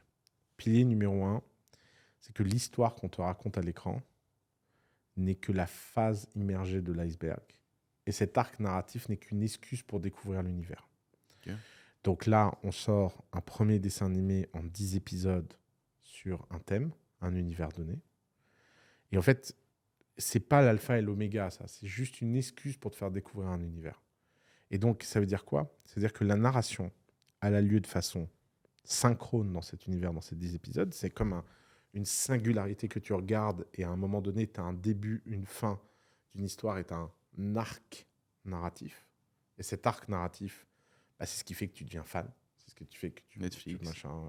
Alors, il peut être sur Netflix, sur YouTube, sur Amazon, sur whatever. Rien à foutre. Totalement agnostique sur les plateformes. Mais d'ailleurs, je serais même prêt, moi, dans quelques années, à dire à Netflix, vous savez quoi, je vais vous payer pour prendre mon dessin animé. C'est pas vous qui allez me donner de l'argent, parce qu'en fait, moi, mon argent, je le gagne ailleurs. Ensuite, la deuxième chose, c'est que 100% des personnages dans cet arc narratif, personnages primaires, secondaires et figurants, 100% doivent avoir leurs comptes sociaux pour continuer à vivre leur histoire en dehors de l'histoire, en permanence. Et je veux entraîner des IA sur chacun d'entre eux pour que ces IA permettent de parler, vivre, faire des stories, répondre aux messages, etc. Imagine, tu as regardé, je sais pas moi, Blanche-Neige. Franchement, les petits nains, là, ils te font marrer. Et tu as Grincheux dans WhatsApp, à qui tu peux parler en permanence. Et il te répond comme Grincheux. C'est un autre level. Tu vois? Et donc là, on a deuxième niveau de l'arc narratif, c'est que 100% des personnages, ils ont leur vie. Et pas comme des acteurs. Parce qu'on ne t'a pas montré du cinéma. C'est pas t'as le conte de Brad Pitt, où Brad Pitt, il vit sa vie, puis il change de rôle. Non. Là, c'est le personnage auquel tu as accès. Et tu vis sa vie de personnage dans son univers. Et c'est storytellé comme des stories. Avec des stories, j'ai mangé, j'ai truc, j'ai machin, et qui sont les arcs narratifs parallèles et asynchrones. Tu laisses les gens vraiment rentrer dans l'univers en leur donnant accès. Exactement. Troisième pilier, c'est que les fans doivent pouvoir créer. Il ne faut pas que les œuvres soient uniquement passives. Je suis devant ma télé, je regarde mon Netflix. Tu vois, je regarde mon Netflix et puis je regarde cet univers et je parle avec un personnage et à un moment donné, je me dis, putain, tu sais quoi? J'adore ce personnage qui n'est pas développé. Par exemple, tiens, il y a un personnage d'ailleurs que je pense beaucoup à toi quand je le crée. Tu vas voir, ce sera ton... Vas-y. Mais tu vois, on va pouvoir en faire un partenariat. Énorme. il y a un moment dans cet univers, il y a un prof de sport Ok. qui a une toute petite scène. C'est une scène vraiment d'action qui dure 15 secondes où en fait, il y a un personnage qui passe par la fenêtre, pète la fenêtre et rentre au milieu d'un cours de sport. Et il y a toute une salle qui fait du sport avec un prof qui fait juste comme ça, genre en mode What the fuck. what the fuck. Et le personnage principal qui fait pardon et qui se met à courir. Et là, tu vois tous les gens qui le pourchassent. Et l'autre qui continue sa séance de sport comme si de rien n'était. Tu vois cette scène? Ouais. Je sais pas pourquoi, j'ai le sentiment que cette scène, elle va être iconique. Ce personnage, ce prof de sport, il va avoir un compte où il donne des cours de sport. Mm. Et c'est un compte très sérieux de fitness, machin. Et ben en fait, lui, on va pouvoir vendre des cours de sport. Hmm. On va pouvoir machin. Et en fait, imagine que toi, tu viennes et tu dises, j'ai trop kiffé ce personnage. J'aimerais raconter son histoire. Et d'ailleurs, ça me rappelle ma propre histoire et je veux raconter mon histoire à moi de comment je suis devenu prof de sport, mais je veux pas dire que c'est Antoine. Mm. Je vais utiliser cette excuse. Et ben, tu vas pouvoir te connecter à notre plateforme. Tu vas pouvoir créer un prequel, un sequel. Tu vas pouvoir faire une BD, tu vas pouvoir faire un roman, tu vas pouvoir faire un film. Et tu vas pouvoir construire ça. Et à tout moment, ça va te forcer, en IA, à respecter l'arc narratif général. C'est-à-dire que tu auras toute liberté de créer, mais dans les règles très strictes qu'on aura définies de l'univers. Et si tu crées une œuvre qui nous plaît, on pourra te racheter les droits. Et on dira, tiens, ce personnage-là, il est méga intéressant. On va en faire une série animée. On va en faire quelque chose. Merci Antoine pour tout le matériel et toute la vie que tu as amené dans ce personnage. Voilà un contrat, on va te donner des royalties. Et tu vas toucher des royalties à vie pour avoir participé à la co-construction de l'univers. C'est ouf. Et donc, tu vois, on n'est plus face à simplement une œuvre qui a un début, une fin, Et qu'on consomme et passivement. qu'on consomme passivement. On est à un univers. Et le dernier pilier, c'est que le commerce va être le cœur du business model de tout ça. C'est que je crois beaucoup au fait que quand tu crées un univers, tu crées quelque chose dans lequel tu peux faire vivre les choses. Tu peux faire vivre les objets, tu peux faire vivre les vêtements, tu peux faire vivre la mode, tu peux faire vivre l'art de vivre, tu peux faire vivre tout ça. Et moi, mon but, c'est que la forme la plus noble de gagner de l'argent et de faire des milliards, c'est de créer tous ces business secondaires qui viennent appuyer la vie de l'œuvre principale. Et donc, les quelques millions que Netflix te donne gentiment en te transformant en cacahuète, tu leur dis, écoute frère, garde ton argent. D'ailleurs, tu vas garder ton argent, mais moi, je vais garder mes droits. Et je vais développer mon IP, et je vais développer ma liberté, et je vais aller sur YouTube, et je vais aller sur Amazon, et je vais aller machin, et je vais faire des formats, et je vais aller au cinéma. Et en fait, je vais rentrer dans une créativité que tu n'as jamais vue en termes de rouleau compresseur de créativité. Parce que j'ai pas besoin d'avoir des milliards de gens qui regardent le truc et qui trouvent ça moyen et qui me donnent 2 euros, 3 euros par personne de bénéf. Non, je vais avoir des gens qui vont dépenser 1000, 2000, 3000, 10 000 euros par an Dans l'univers. sur ma franchise. Et donc, je préfère avoir 1 million de personnes qui sont fadas du truc et qui dépensent 1000 euros chacun tous les ans pour mon univers. Et ça me fait 1 milliard Par an. d'ARR par franchise, que d'avoir un truc où c'est juste de la course à l'ego, tout le monde a été voir le film et puis personne ne se souvient du film, personne n'a rien appris, pas machin. Et je veux utiliser ces franchises et ces univers pour créer plein de choses, des cours en ligne, des produits d'infoprenariat avec des personnages virtuels, des campagnes. Tu vois, imagine qu'un personnage devienne une figure de mode. Tu lui fais faire une campagne Dior. Hmm. Tu vois, Ouais. Dior vient et te dit machin. Et je pense que cette boîte, elle va être dingue. Ce que j'adore, c'est que tu arrives à réunir à la fois toutes les avancées technologiques sur l'intelligence artificielle et en même temps, il y a une perspective avec toutes les technologies liées au métaverse et le fait que les gens puissent s'immerger dans un nouveau monde, qu'il y ait une structure économique autour de ce monde avec des NFT, des choses comme ça. Mm. Genre, c'est en fait toutes les avancées technologiques qu'on pourrait projeter à 10 ans, c'est exactement la vision que tu as. Exactement. Et en même temps, tu as toute cette créativité et tout, ouais, c'est hyper excitant et c'est beau. C'est beau et c'est fort que tu aies ce niveau d'ambition d'avoir 1 milliard de recurring annuel et aussi de pouvoir le mettre en place. Parce que c'est beau, tu vois, d'imaginer Ouais, des bien trucs, de rêver et tout, On va voir mais, si j'y arrive. Mais ouais. mais d'attaquer, bah, tu me Mm. dis que tu es dans le process, donc c'est que tu es Ouais. concret. D'attaquer et d'y aller tête baissée et de dire moi, je crois en moi et je vais le faire. Mm. Ouais, je trouve que c'est admirable et je pense que c'est aussi pour ça que les gens t'écoutent et te suivent parce que c'est beau. Merci. Félicitations. Merci. Je pense qu'on peut finir sur ça. Tu nous as Vas-y. fait rêver avec cette boîte. Ouais, c'était un plaisir. Merci à tous d'avoir écouté ce nouveau podcast de Sans Permission. Yomi nous a beaucoup manqué. Yomi, si tu nous regardes, on t'aime. On se retrouve pour un prochain épisode très bientôt. Salut les gars.